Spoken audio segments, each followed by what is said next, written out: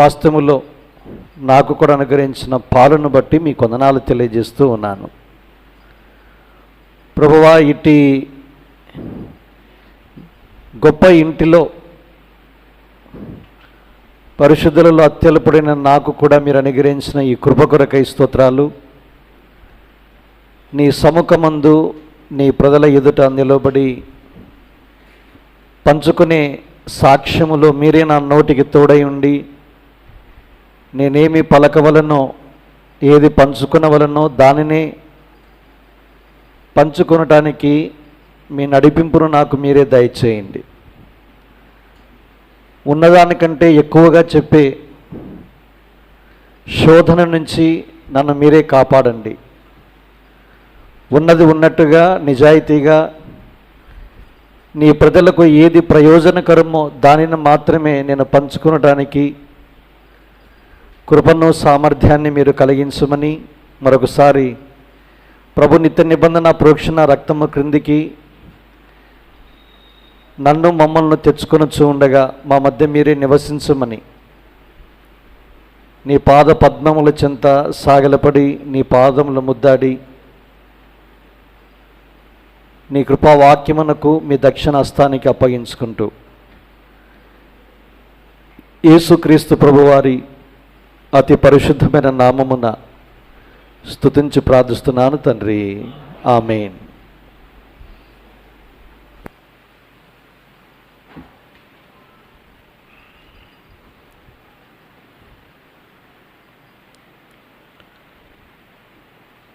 నా పూర్తి పేరు ఆకుమల్ల జీవన్ ప్రమోద్ కుమార్. మాది రాయలసీమ ప్రాంతము, కడప జిల్లా, ప్రొద్దుటూరు పట్టణం. మా తల్లిదండ్రులు మరి ఎస్పీజీ డినామినేషన్కు చెందినవారు. ఇప్పుడు ఎస్పీజీ లేదు, చాలా వరకు సిఎస్ఐ అని లేదా బ్యాప్టిస్ట్ అని, ఇప్పుడు ఈ సమయాల్లో బహుశా హోసన్న, బ్రదరన్ ఇలాంటి అనేక అసెంబ్లీస్ మనకు కనబడుతూ ఉంటాయి. కనుక ప్రారంభంలో ఎస్పీజీ డినామినేషన్కు మా తల్లిదండ్రులు చెందినవారు. మా నాన్నగారి పేరు ఆకుమల్ల జ్ఞానప్రకాశం, అదేవిధంగా ఆకుమల్ల మరియమ్మ. మా తల్లిదండ్రులను దేవుడు ప్రేమించి వారికి ముగ్గురిని సంతానంగా అనుగ్రహించాడు. 2 కుమారులము. మొదట అందులో జ్యేష్ఠుని నేనే, నా తర్వాత ఒక తమ్ముడు, తర్వాత ఒక చెల్లి. అయితే తనకు 2.5-3 సంవత్సరాల వయసులో మెదడు వ్యాధితో మా చెల్లెలు చనిపోయింది. కనుక మేము ఇప్పుడు ఇద్దరం ఉన్నాం. మా నాన్నగారు కూడా 2021 నవంబర్ మాసం ప్రభునందు నిద్రించారు. కనుక తల్లిదండ్రులు ఈ ఎస్పీజీ డినామినేషన్కు చెందినవారు కాబట్టి మాకు హెబ్రోన్ కానీ, హెబ్రోన్ అనుబంధ స్థానిక సంఘాలకు కానీ పెద్దగా వెళ్ళిన పరిచయం మాకు లేదు. మా తల్లిదండ్రులకున్న ఒక మంచి అలవాటు ఏంటంటే ప్రతి ఆదివారము మేము మందిరానికి వెళ్ళవలసిందే. మా తల్లిదండ్రులకు కానీ మాకు కానీ ఎలాంటి రక్షణ లేదు, కానీ వాడుక చొప్పున వాళ్ళు తీసుకుని వెళ్ళేవారు. మా నాన్న కూడా ఈ ఎస్పీజీ చర్చిలో కీలకమైన పదవులు కలిగినవాడు గనక, అక్కడే స్వంత గ్రామం గనక మందిరానికి పక్కనే స్థలం. అట్లా మమ్మల్ని ప్రతి ఆదివారము మందిరానికి తీసుకుని వెళ్ళేవారు. ఇక మా నాన్న కూడా రక్షణ లేదు కాబట్టి చదువుకునే దినాల్లో ప్రొద్దుటూరుకు వచ్చిన తర్వాత, అంటే మా నాన్న ఈ పశు సంవర్ధక శాఖ అంటాం, వెటర్నరీ డిపార్ట్మెంట్ అంటాం దాన్ని. కనుక అందులో మా నాన్న వెటర్నరీ లైవ్ స్టాక్ ఆఫీసర్గా పనిచేసేవారు. తర్వాత ఆయన రిటైర్డ్ కావడము, రిటైర్డ్ అయిన చాలా సంవత్సరాల తర్వాత ఆయన ప్రభుని అంగీకరించి ప్రభునందు నిద్రించాడు. కనుక మా నాన్న రక్షణానుభవం లేనివాడు గనక ఇంటికి వచ్చిన తర్వాత పిల్లలు చదువుతో పాటు అన్ని రంగాల్లో కూడా రాణించాలి అనేది మా నాన్న తాపత్రయం. అందుకే మా నాన్న ఏం చేశారు అంటే మధ్యాహ్నము భోజనం తర్వాత డబ్బులు ఇచ్చి సినిమాలకు పంపించేవాళ్ళు. అట్లా నా జీవిత ప్రయాణం ఆరంభమైంది. చిన్నప్పుడు మామూలుగా సరదాగా ఉండేది. దినాలు గడిచే కొద్దీ అది వ్యసనంగా మారిపోయింది. 1991వ సంవత్సరం అనుకుంటాను, ఆంధ్రప్రదేశ్ గురుకుల విద్యాలయాలు ఏపీ రెసిడెన్షియల్ స్కూల్స్కి ఎగ్జామినేషన్ జరిగింది. వాస్తవానికి 1991 మే మాసంలోనే, అంటే సరిగ్గా ఈ మాసంలోనే మరి రాజీవ్ గాంధీ గారు చనిపోయారు. అప్పటికి నేను ఆల్ ఇండియా మెరిట్ ఎగ్జామినేషన్కు సిద్ధపడతా ఉన్నా. మంచి తర్ఫీదు కూడా తీసుకున్నాను. అయితే అకస్మాత్తుగా నా మరణాన్ని బట్టి ఆ ఎగ్జామినేషన్ క్యాన్సిల్ అయింది. అయితే తర్వాత 7th క్లాస్లో స్కూల్ ఫస్ట్ వచ్చిన కారణాన గవర్నమెంట్ వాళ్ళే 2 స్టూడెంట్స్కి ఏపీ రెసిడెన్షియల్ స్కూల్ ఎగ్జామినేషన్ రాసే అవకాశాన్ని కల్పించారు. సహజంగా బహిరంగంగా అందరూ అప్లై చేసుకొని రాయడం వేరే, స్కూల్స్కి ఆ దినాల్లో పంపేవారు. మెరిట్ స్టూడెంట్స్కి ఎగ్జామ్ రాయాల్సిందే. అయితే ప్రభు మహాకృపను బట్టి రాయలసీమ జోన్లో 2nd ర్యాంకర్గా నిలిచి నా చదువు 91 నుంచి 94 వరకు శ్రీశైలంలో కర్నూలు జిల్లాలో చదువుకోవడానికి ప్రభు సాయం చేశాడు. స్కూలు 7:30 to 1 o'clock అంతే. తర్వాత భోజనాలు, తర్వాత స్టడీ అవర్స్. ఇక స్టడీ అవర్స్ అంటే ఇక మనకు అప్పటికే అలవాటు అయిపోయింది కాబట్టి సినిమాలు, ఆ లీడర్కి ఏదైనా చెప్పి సినిమాలకు వెళ్ళడం. ఎంతగా పిచ్చి అయిపోయిందంటే 10th క్లాస్ ఎగ్జామినేషన్ రాసినా, హిందీ రాసామనుకోండి, ఇంగ్లీష్కి 2 రోజులు ఎగ్జామ్ గ్యాప్ ఉంటుంది. మధ్యాహ్నం ఫోన్ చేయడం, నేరుగా సినిమాకి వెళ్ళడం. ఇదొక్కటి నాకు బాగా వ్యసనం అలవాటు ఉండేది. అయితే చదువులో రాణించుచున్న కారణాన, అంటే నిర్లక్ష్యం లేదు కాబట్టి తల్లిదండ్రులు కూడా ఏం పెద్దగా నన్ను దాన్ని ఏమంటాము వారించేవారు కాదు. ఎందుకంటే స్టడీస్లో ఉన్నాం, ఇందులో మనకున్న అలవాటు చొప్పున నడుచుకుంటా వెళ్ళేవాడిని. అయితే ఈ 94 లోపే ఒకసారి యేసుప్రభుని స్వరక్షకునిగా అంగీకరించక మునిపే బైబిల్ కరస్పాండెన్స్ కోర్సు కూడా పూర్తి చేశాను. ఒక సర్టిఫికేట్ ఒకటి రాలేదు, అది కూడా పూర్తి చేశాను. అంటే మనం వాక్యం చదివి సులభంగా ప్రశ్నలు ఇవ్వచ్చు కదా, జవాబు ఇవ్వచ్చు కదా అనే అలవాట్లో దాన్ని కూడా పూర్తి చేశాను. కానీ రక్షణ, పాపక్షమాపణ అనుభవం లేదు. తర్వాత 94 నుంచి 96 ప్రొద్దుటూరుకి రావడము, తర్వాత ప్రొద్దుటూరు నుంచి ఎర్రగుంట్లనే స్థలానికి మా నాన్న ట్రాన్స్ఫర్ కావడము. దాన్ని బట్టి ఈ 2 సంవత్సరాలు అక్కడ ఎస్పీజీ లేదు, ఇక option only 1, that is Horeb, Hebron సహవాసం.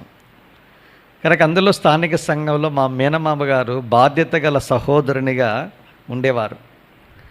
కనుక మేము కూడా ఆ స్థలానికి ఆహ్వానించబడ్డాం. ఇప్పుడు నాకు ఇంటర్మీడియట్లో ఆదివారం సెలవు ఉండేది కాదు. కనుక నేను చాలా అరుదుగా ఈ మందిరానికి నేను వెళ్ళేవాడిని. దినాలు గడుస్తూ ఉన్నాయి. 95వ సంవత్సరము వేసవి కాలపు దినములో ఇలాంటి సెలవులలో సాయంకాలం ఒక ప్రత్యేక కూడికలు, ఓపెన్ గ్రౌండ్స్ మీటింగ్ అంటాం దాన్ని, మా మేనమామ ఇంటికి, మా ఇంటి నుంచి నడుచుకుంటూ వెళ్తూ ఉన్నప్పుడు 7 గంటలకు ప్రకాశమానమైన వెలుగు, మనోహరమైన సంగీతము, పాటలు నన్ను ఎంతగానో ఆకర్షించాయి. మనం ఈ లైన్లో ఉన్నాం కాబట్టి సంగీతం అంటే కొంచెం అబ్బింది, అంటే వినడము, పాడడం అన్నది. కనుక ఆ సింగింగ్ అన్నది ఎట్లా నేర్పించారంటే, టీచర్ ఏం చేసేదంటే హై స్కూల్లో స్పోర్ట్స్ ఆడడానికి మా అబ్బాయిలందరూ వెళ్ళిపోతే నన్ను ఒక్కరిని పెట్టి అమ్మాయిలందరినీ ఇట్లా పెద్ద ఆడిటోరియం లాంటి స్థలంలో పెట్టి పాటలు పాడమని చెప్పేది. అట్లా సినిమా సాహిత్యం మీద, సంగీతం మీద వ్యామోహం కొద్దీ దినాలు గడుస్తున్న ఆ సంవత్సరాలలో 95వ సంవత్సరము మే మాసం, సరిగ్గా నాకు తేదీ లేదు, గుర్తులేదు, మీటింగ్ జరుగుతూ ఉంటే ఈ సంగీతం మొదట నన్ను ఆకర్షించింది. ఇంకా ప్రసంగికుడు వస్తాడు, వాక్యం చెప్తారన్న సంగతి తెలియదు. సరే, ఎందుకైనా మంచిది, మనం కూడా వెళ్దాము, మంచి పాటలు వినపడతా ఉన్నాయని ఆకర్షితుడినై ఇలా లోనికి వచ్చాను. ఓపెనింగ్ గ్రౌండ్స్ కాబట్టి ఇక ముందుకెళ్ళి ఈ ప్రసంగ వేదికకి దగ్గరలో వెళ్ళి కూర్చోవడం అంత సిగ్గుగా అనిపించింది. అందరూ నన్ను చూస్తారేమో అని చెప్పి లాస్ట్లో చైర్లో కూర్చోవడం జరిగింది. పాటలన్నీ అయిపోయాయి. ఒక దేవుని సేవకుడు నిలబడి వాక్యం చెప్పడం ఆరంభించాడు. ఏం చెప్పాడు, బిగినింగ్ ఎండింగ్ నాకు తెలియదు. ఒక్క మాట నన్ను బాగా ఆకర్షించింది. నీవు ఓ యవనస్తుడా యవనేచ్ఛల నుండి పారిపొమ్ము. అది 2 తిమోతి పత్రిక 2వ అధ్యాయం 22లో ఉంటుంది. ఆ మాటను బట్టి నేను అనుకున్నాను, బహుశా ఈ మాట నన్ను బలంగా తాకుతూ ఉంది. నాకున్న యవనేచ్ఛలు ఏమున్నాయి? కేవలం సినిమాలు చూసే అలవాటే కదా. సరే, మనం సినిమాలను మానేస్తే బాగుంటుంది కదా అని సొంత తీర్మానం చేసుకున్నా. రక్షించబడలా.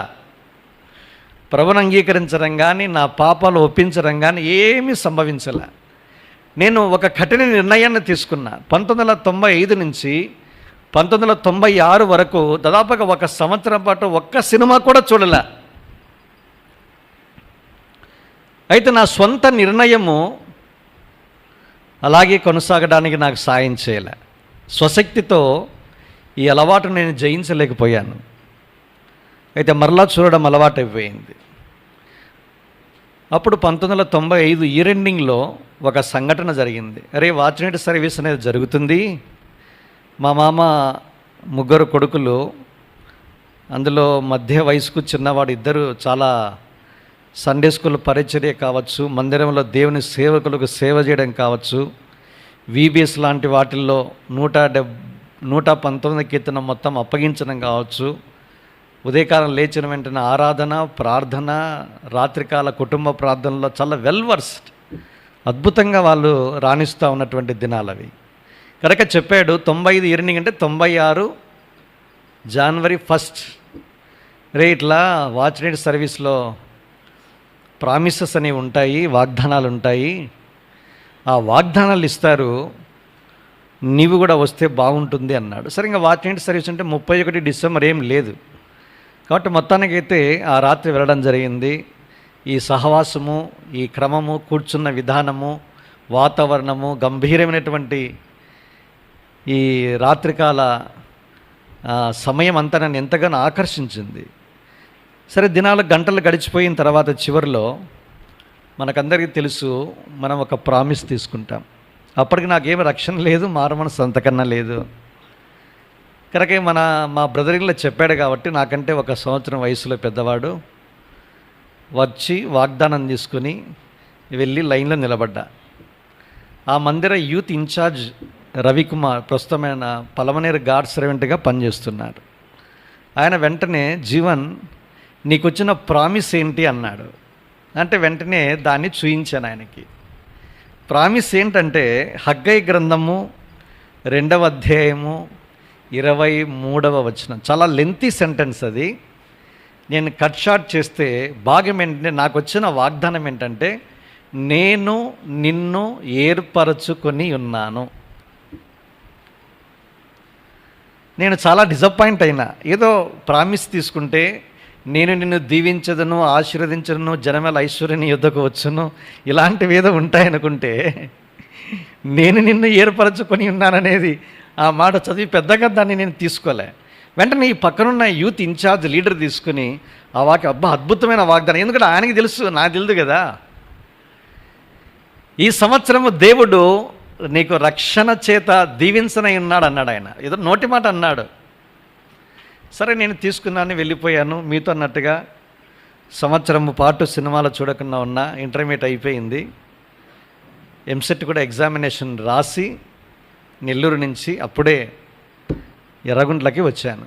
అప్పుడు స్థానిక సంఘ దేవ సేవకుడు హ్యాండ్బిల్ చదువుతున్నాడు ఆదివారం. యవనస్తులైన మీరు, తల్లిదండ్రులారా, యవనస్తులైన మీ పిల్లలని అఖిల భారత యవనస్తుల కూడికలు హెబ్రోన్కి మీరు పంపించండి అని చెప్పాడు. కనుక ఆయన ఎప్పుడైతే చెప్పాడో మేమంతా యవనస్తులు ఒకరి ముఖాలు ఒకరు చూసుకున్నాం. సెలవులు కదా, కనుక అప్పుడే నేను అనుకున్నాను ఇది హైదరాబాదు అని. డాక్టర్ సి నారాయణ రెడ్డి హైదరాబాద్ విశేషాలన్నీ ఒక పద్య రూపంలో పాటను రాశాడు. అది నా మనసులో మెదిలింది. సరే, మొత్తానికైతే యూత్ క్యాంప్ వెళ్ళినట్టు ఉంటుంది, హైదరాబాద్ కూడా చూడొచ్చు అనుకున్నా నేను. మొత్తానికైతే ప్రయాణం చేసి హైదరాబాద్ మంగళవారం ఉదయకాలం దిగాం. సికింద్రాబాద్ రైల్వే స్టేషన్ నుంచి హెబ్రోన్కు నడుచుకుంటూ చూసుకుంటూ వెళ్ళాం. అప్పుడే మహానగరాన్ని చూడడం మొదటిసారి. మంగళవారం స్టార్ట్ అయింది. ఇప్పుడు మేమేమనుకున్నామంటే టిఫిన్ తిని బయటపడి సాయంకాలం మళ్ళీ వచ్చి మళ్ళీ భోంచేసి రిలాక్స్డ్గా పడుకొని మళ్ళీ బ్రేక్ఫాస్ట్ తిని మళ్ళీ హైదరాబాద్ ఇది చూడరా బాబు అని నేను ఇట్లా అనుకున్నా. ఆ దినాల్లో ఎలా ఉందంటే ఒకసారి ఇప్పుడు హెబ్రోన్లో మీకు బస ఏర్పాటు చేస్తున్నారు, అప్పుడు లేదు. ఒకసారి హెబ్రోన్కి ఎంటర్ అయితే ద్వారం మూయబడుతుంది అంతే, ఇక బయటికి వచ్చేదంటూ ఉండదు. ఎప్పుడు బయటికి అంటే ఆదివారము మధ్యాహ్నం తర్వాతనే బయటికి. సోప్ అన్నా వాళ్ళే తెస్తారు, హెడేక్ ఉందన్నా మళ్ళీ వాళ్ళే తెస్తారు, జ్వరం వచ్చిందన్నా వాళ్ళే తెస్తారు, ఏమాత్రము బయటికి పంపరు. చచ్చినాం కదరా బాబు, ఏదో వేరే ఉద్దేశంతో వస్తే ఇక్కడ ఇరుక్కుపోయామే అనుకున్నాము.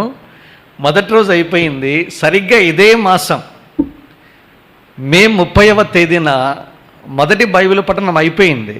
ఏం చెప్పాడు ఏంటి నాకేం తెలియదు. అంశము ఇదిగో నేను త్వరగా వచ్చుచున్నాను.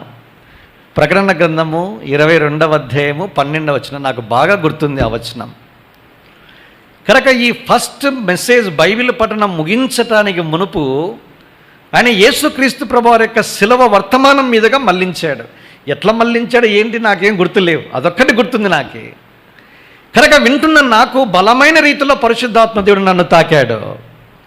కనుక ఒక్కసారిగా యేసుక్రీస్తు ప్రభువారు నువ్వు నీ పాపము నిమిత్తం ఆయన పొందిన శ్రమ ఎంత గొప్పదో అని ఎప్పుడైతే దేని యొక్క దాసుడు చెప్తున్నాడో నా హృదయం పగిలిపోయింది. నా అంతరంగంలో ఉన్న చెడుగు, నా ఆలోచన సరళి, నా రహస్య జీవితము, నా సమస్తము కూడా బట్టబయలైపోయింది. ఉన్నపాటున నా పాపాలు ఒప్పుకోవడం నేను ఆరంభించాను. ఇలాగ నా అంతరంగంలో దుఃఖం, అయ్యా ఇంత ఘోరమైన అవమానకరమైన శిలువ మరణము నా కోసం మీరు అనుభవించారా, అయ్యా నేను ఎంతో పాపాత్ములను, నన్ను క్షమించనని కన్నీళ్ళ పర్యంతమవుతూ ప్రార్థనలో నేను మోకాళ్ళ మీద ఉంటే ఆ దేవుని సేవకుడు అన్నాడు, దేవుని ఆత్మ మిమ్మల్ని దర్శించి మీ పాపాలు ఒప్పుకొని చేస్తూ ఉంటే మేము కూడా మీ కొరకు ప్రార్థించినట్లుగా మీ కుడి చేతిని పైకెత్తి చూయించండి అన్నాడు. చూయించాను. కొన్ని నిమిషాల వెంటనే ఆయన లేచి నిలవబడమని ఆయన ఆల్టర్ కాల్ ఇచ్చాడు. ఉన్న పాటలు లేచాను. నా జీవితంలో ఎప్పుడు కూడా 10 మంది మధ్య నిలబడడం కానీ కనబడడం కానీ అలాంటి చాలా సిగ్గు బిడియం ఎక్కువ. కనుక ఎవరు పక్కనున్నారు, ఎవరు నన్ను తీసుకుని వచ్చారు, పక్కన మా వాళ్ళు ఉన్నారా, ఇంకొకరా, XYZ, నథింగ్, ఏమీ కనిపించడం లేదు. కళ్ళు మూసుకునే ఉన్నాను. కన్నీళ్ళ పర్యంతము యేసుక్రీస్తు ప్రభువారి యొక్క శిలువ దృశ్యము, పొందిన మరణము, శిక్ష, రక్తం ఇవే కనబడుతూ ఉన్నాయి. హృదయపూర్వకంగా నా పాపాలు ఒప్పుకుంటూ ఉన్నా. పాపాలు క్షమించబడ్డ ఆయన నిశ్చిత దేవుడు ఇచ్చాడు. గొప్ప అనుభూతి. పాప భారం అంతా కూడా నా వీపు మీద నుంచి దొర్లించి వేయబడి గొప్ప స్వేచ్ఛ, స్వాతంత్రమును, సమాధానము నా హృదయంలో లోనికి వచ్చినట్లుగా అనుభూతిని నేను అనుభవించాను. గొప్ప సమాధానం నా హృదయం అంతా నిండింది. గొప్ప సంతోషము నన్ను ఆవరింపజేసింది. ఒక్కసారిగా కళ్ళు తెరుచుకొని కూర్చున్నాను. నా ఆనందము, సంతోషము, గొప్ప మార్పు నా జీవితంలో సంభవించింది. ఇది జరిగి ఈ మాసముతో 28 సంవత్సరాలు పూర్తవుతాయి. ఈ మే 29, 28 ముగించుకొని 29లోనికి ఆత్మీయ ప్రయాణము నేను కొనసాగిస్తాను. ప్రభు ఎంతో నమ్మదగిన వాడు. అద్భుతంగా ఆ దినాన నన్ను దర్శించాడు. ఇక పోతూ ఒక ప్రార్థన చేసుకున్నాను. అయ్యా, నేను నిన్ను అంగీకరించాను, మరి ఏంటి, నేనేం చేయాలని మీరు కోరుతున్నారు? అప్పుడు ఈ మాట గుర్తొచ్చింది, నేను నిన్ను ఏర్పరచుకొని ఉన్నాను. అంతవరకు కొంచెమే వెలుగు. అయితే ప్రభుకు స్తోత్రము. తర్వాత దేవుని నోట నుంచి వచ్చిన మాట, 1 కొరింథీ 15:58లో దేవుని దాసుల ద్వారా చెప్పిన మాట ఏంటంటే, లాస్ట్ మాట బాగా గుర్తుంది నాకు. ప్రభువు కార్యాభివృద్ధి యందు ఎప్పటికీ ఆసక్తిపరుడై ఉండము. ఆ మాట నన్ను బాగా ఆకర్షించింది. ఏం చెయ్యాలండి అని ప్రార్థన చేస్తే, ప్రభువు కార్యము అభివృద్ధిలో ఎప్పటికీ నువ్వు ఆసక్తి పరుడుగా ఉండు. కనుక వెంటనే తిరిగి మా స్వస్థలానికి రావడము, స్థానిక దేవుని సేవకుడు దేవయ్య గారు అని ఉండే ఆయనకు విషయం చెప్పడం, ఆయన చాలా సంతోషించాడు. ఆయన నిజంగా అనేక రకాలుగా నన్ను సిద్ధపరచాడని నేను చెప్పవచ్చు. మొట్టమొదటిది, ప్రభువును నా స్వరక్షకునిగా అంగీకరించిన వెంటనే జరిగిన గొప్ప మార్పు ఏంటంటే స్పాంటేనియస్ వర్షిప్. నెక్స్ట్ వచ్చిన ఆదివారం ఎవరు నాకు చెప్పలేదు, చెయ్యండి చెయ్యండి ఇలాంటి పదాలు కానీ ఏమీ వినిపించడం లేదు, కనిపించడం లేదు. ఎవరు ఏంటనేది లేదు. ఎలుగెత్తి ఆరాధించడం అని నేర్చుకున్నాను. ప్రభువులలో చేతులు వేయడం నేర్చుకున్నాను. దినాలు గడిచాయి. మేలో వచ్చాను, జూన్ జూలై నీటి బాప్తిసం కొరకు దేవుడు ప్రేరేపించాడు. దీని యొక్క వాక్యము, నమ్మి బాప్తిసం పొందువాడు రక్షింపబడునన్న మాట వెలుగులో బాప్తిసం కొరకైనా తీర్మానం చేశాను. దేవుని సేవకుడికి నా పేరు ఇచ్చాను. జూలై 27వ తేదీన 1996వ సంవత్సరం, అదే సంవత్సరము స్థానిక సంఘములో పరిశుద్ధుల ఎదుట, దేవుని సముఖం ఎదుట, దేవదూతల ఎదుట, లోకం ఎదుట నీటి బాప్తిసంలో సాక్ష్యం ఇవ్వడం జరిగింది.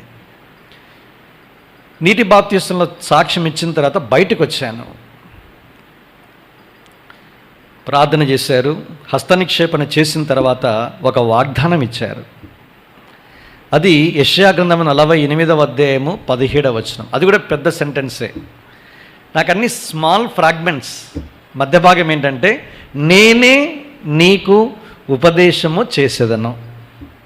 అద్భుతమైన మాట చూడండి. నేనే నీకు ఉపదేశం చేసేదను అన్నాడు. కనుక ఈ రెండు ప్రామిసెస్, వాగ్దానాలను నేను చేత పట్టాను. అయ్యా, నువ్వు నన్ను ఏర్పరచుకున్నావు, నేను నిన్ను ఎరగక మునిపే నువ్వు నన్ను ఏర్పరచుకున్నావు. రెండు, నాకు నీవే ఉపదేశం చేస్తావని సెలవిస్తూ ఉన్నావు. ఎంతో ధన్యుడను, నీకు ఎంతో రుణస్థుడని చెబుతూ స్థానిక సంఘముతో అన్ని మీటింగ్స్లో నేను పాలుపంపులు పొందడము అలవాటు చేసుకున్నా. అది నెల ఎంసెట్ ఒకసారిగా వచ్చింది. నాకు వచ్చిన ర్యాంకును బట్టి చూస్తే మెడిసిన్ దగ్గరగా వచ్చి ఆగిపోయేటట్లుగా కనబడతా ఉంది.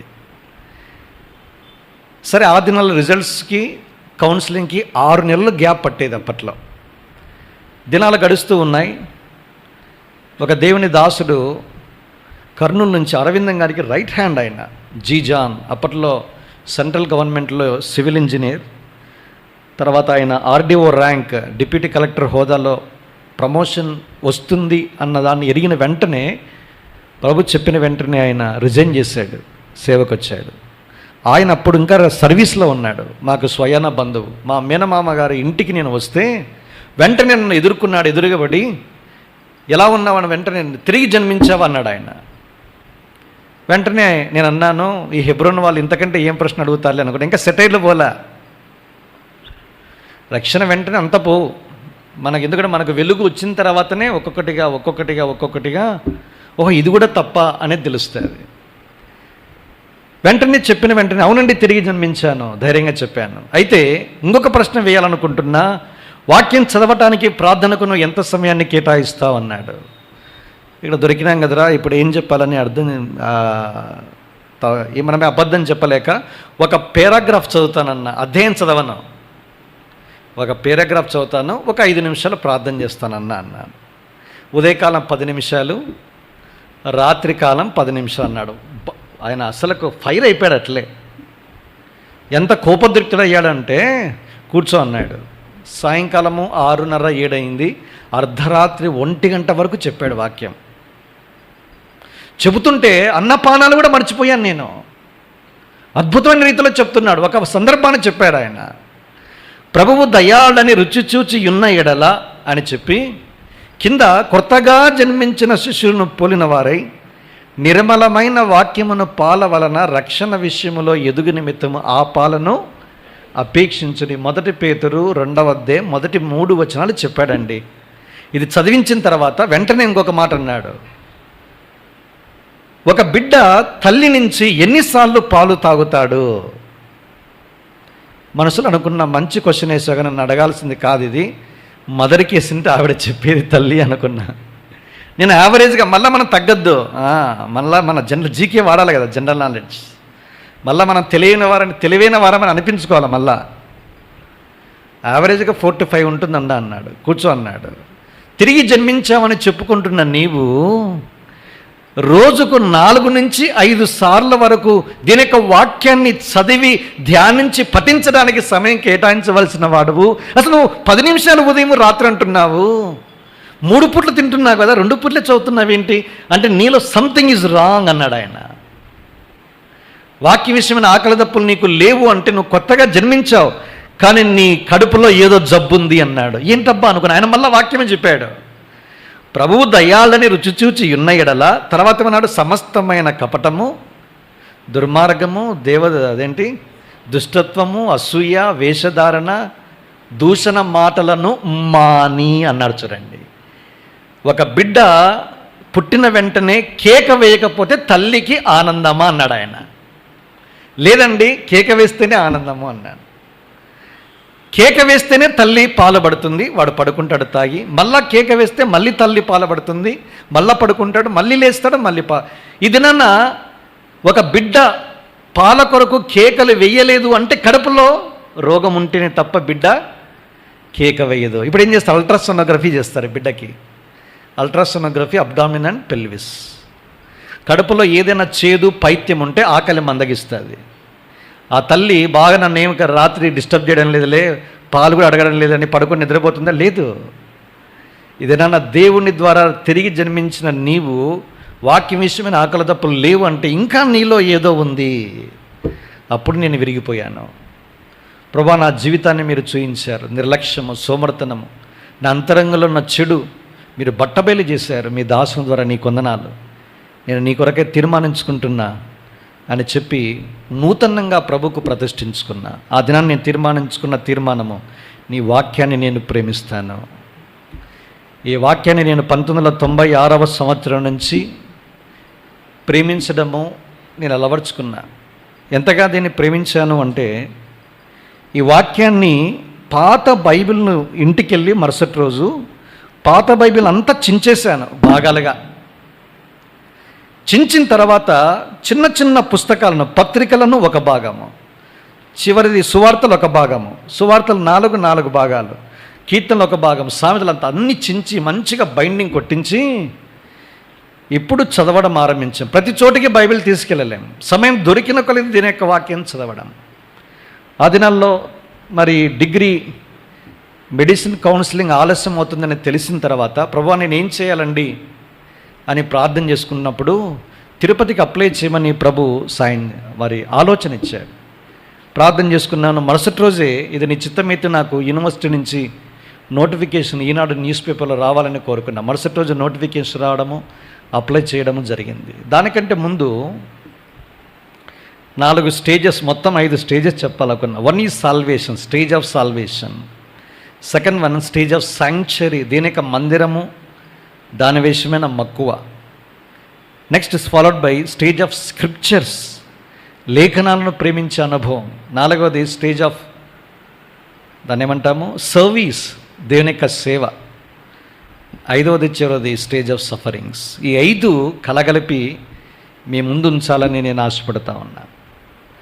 కనుక దేవుని మందిరం పాయింట్ నెంబర్ 1. ఇప్పుడు వాక్యం చెప్పాను మీకు.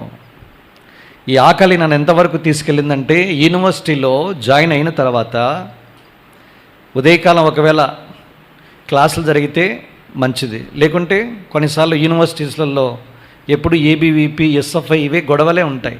రావడము, తలుపులు వేయడము, ధర్నా చేయడము, డిస్పర్స్ కావడము. టైం అంతా ఏం చేయాలి? ఇప్పుడు స్మార్ట్ ఫోన్ ఉంది, అప్పుడు లేదు స్మార్ట్ ఫోన్స్. పోయి ఒక మంచి చెట్టు చూసుకోవడము, చెట్టు కింద కూర్చోవడము, ఈ పుస్తకాలు చింపిన పుస్తకాల నుంచి చదవడము, మళ్ళీ చదవడము, మళ్ళీ చదవడము. ఎవరు చెప్పలేదు నాకు ఇట్లా చదవాలి అనేది, ఎవరు నాకు చెప్పలే. ఆ దప్పిక నాలో తృష్ణ, దప్పిక, అపేక్ష, కోరిక దేవుడే రగిల్చాడు. ఎందుకు ఈ దాసు నన్ను ప్రశ్నించాడు, నాకు రోషం వచ్చింది. అంతవరకు ఎవరైనా నన్ను వేలు పెట్టి చూపించడం అంటే నేను సహించను. అయితే విరిగిపోయాను. నాలో ఉన్న లోపాన్ని చూపించినప్పుడు ఇంప్లిసిట్ ఒబీడియన్స్, ఉన్న పాటను విధేయత చూపించడం నేర్చుకున్నాను. అది నా జీవితాన్ని ఎంతగా దీవించింది అంటే, ఒక్క మాటలో చెప్పాలి అంటే, 1 తిమోతి 4:6 ప్రకారము సుబోధ సంబంధమైన వాక్యముల చేత పెంపారితే క్రీస్తునకు మంచి పరిచారకుడవేందువు. ఈ స్థలం వరకు దేవుడు తీసుకురావటానికి ఈ వాక్యముల చేత పెంపారడమే దేవుడు నాకు చేసిన గొప్ప మేలు. నేను ఊహించలే ఎంతగా దేవుడు ఈ వాక్యాన్ని అనుగ్రహించారంటే. నేను ఒక్కటే ప్రార్థన చేసి, నాకు ఎలాంటి కళలు వద్దు, దర్శనాలు అంతకన్నా వద్దు, నీ వాక్యాన్ని నాకు ప్రసాదించు. నువ్వు అన్నావు నేనే నీకు ఉపదేశం చేస్తానని, నీవే ఉపదేశించు. మొట్టమొదటి 10 సంవత్సరాలు 1996 నుంచి 2006 వరకు దీన్నే చదివాను, మళ్ళీ చదివాను. Back to the Bible. ఇదే నా జీవితంలో నిజంగా పరిచర్యకు గొప్ప అద్భుతమైన ప్రవేశాన్ని కలిగించడానికి ఆధారంగా దేవుడు చేశాడు. పాయింట్ నెంబర్ 2, రెండో భాగం దగ్గరికి వస్తాను. సాంక్చురీ, దేనిక మందిరం. ఎంతగా దేనిక మందిరం అంటే సెలవు రోజుల్లో ఉదయం వెళితే మళ్ళీ సాయంకాలమే రావడం, మధ్యాహ్నం మళ్ళీ భోజనం చేసుకోవడం రావడం. ఇక మా నాన్న ఏమన్నాడంటే, వరే నీకు మందిరం ఏమో ఇల్లు అయిపోయింది, ఇల్లేమో పూటకొల్ల గృహము, ఏమంటారు దాన్ని, లాడ్జ్ అయిందిరా అన్నాడు మా నాన్న. ఏమన్నాడు, నీకు మందిరం ఏమైపోయిందంటే ఇల్లు అయిపోయింది, సొంత ఇల్లు ఏమైపోయింది, పూటకొల్ల గృహం అంటే హోటల్ అయిపోయింది లేదా లాడ్జ్ అయిపోయిందిరా అన్నాడు. ఈ మధ్య కాలంలో దేనిక మందిరంలోనే ఉండడము, పనులు చేయడము, కసువు ఊడ్చడము, చేపలు చేయడము, చేపలు వేయడము, బూజు దులపడం. మేము పోటీ ఉండేవాళ్ళం పనులకి. దేనికి, బూజు ఎక్కడైనా ఉంటే దాన్ని మొదట నేనే శుభ్రం చేయాలి.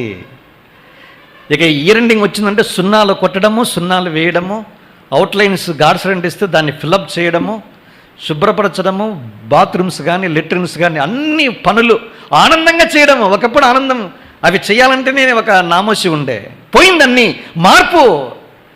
పాతవి గతించిన ఇదిగో సమస్తమును. ఒకప్పుడు మోకాళ్ళ మీద బహిరంగ సువార్తకి వెళ్తే మోకాళ్ళు లొంగాలంటే వాళ్ళని చూసి ఏం తెలియలేదురా వీళ్ళకి, మోకాళ్ళు లొంగుతున్నారు వీధుల్లో అనుకునేవాడిని. హెబ్రోన్ వాళ్ళని చూసి మార్పు చెందాను. ఉన్న పాటున్న మోకాళ్ళు లొంగడమే అది నన్ను అక్కడ నేర్పించబడ్డా. మేము ప్రార్థన అంటే మోకాలే, నిలబడ్డామంటే ఫైర్ అవుతాడు. నేను చెప్పిన దేవుని దాసుడు నేర్చుకోలే. ఇక సువార్త కరపత్రాలు పంచడము, ఇక స్థానిక సేవ, స్థానిక సంఘంలో ప్రతి కూడిక, అది గృహ కూడికనా, స్థానిక సంఘమా, అవుట్డోరా, ఇండోరా, అన్ని పరిచర్యలలో, అన్ని మీటింగ్స్లో నేను పాలుపంపులు పొందేవాడిని. ఎంతో ఆసక్తితో శ్రద్ధగా దీని యొక్క వాక్యాన్ని విని నేర్చుకోవటానికి, ధ్యానించటానికి, పఠించడానికి అభ్యాసం చేయబడుతూ వచ్చాను. ఇది మందిరంలో నేను నేర్చుకున్నటువంటి అన్ని పనులు. తర్వాత తిరుపతిలో కూడా అంతే. తిరుపతి న్యూ జెరూసలేం ప్రార్థన మందిరం, అప్పుడు శాంసన్ గారు దేవుని సేవకునిగా ఉన్నారు.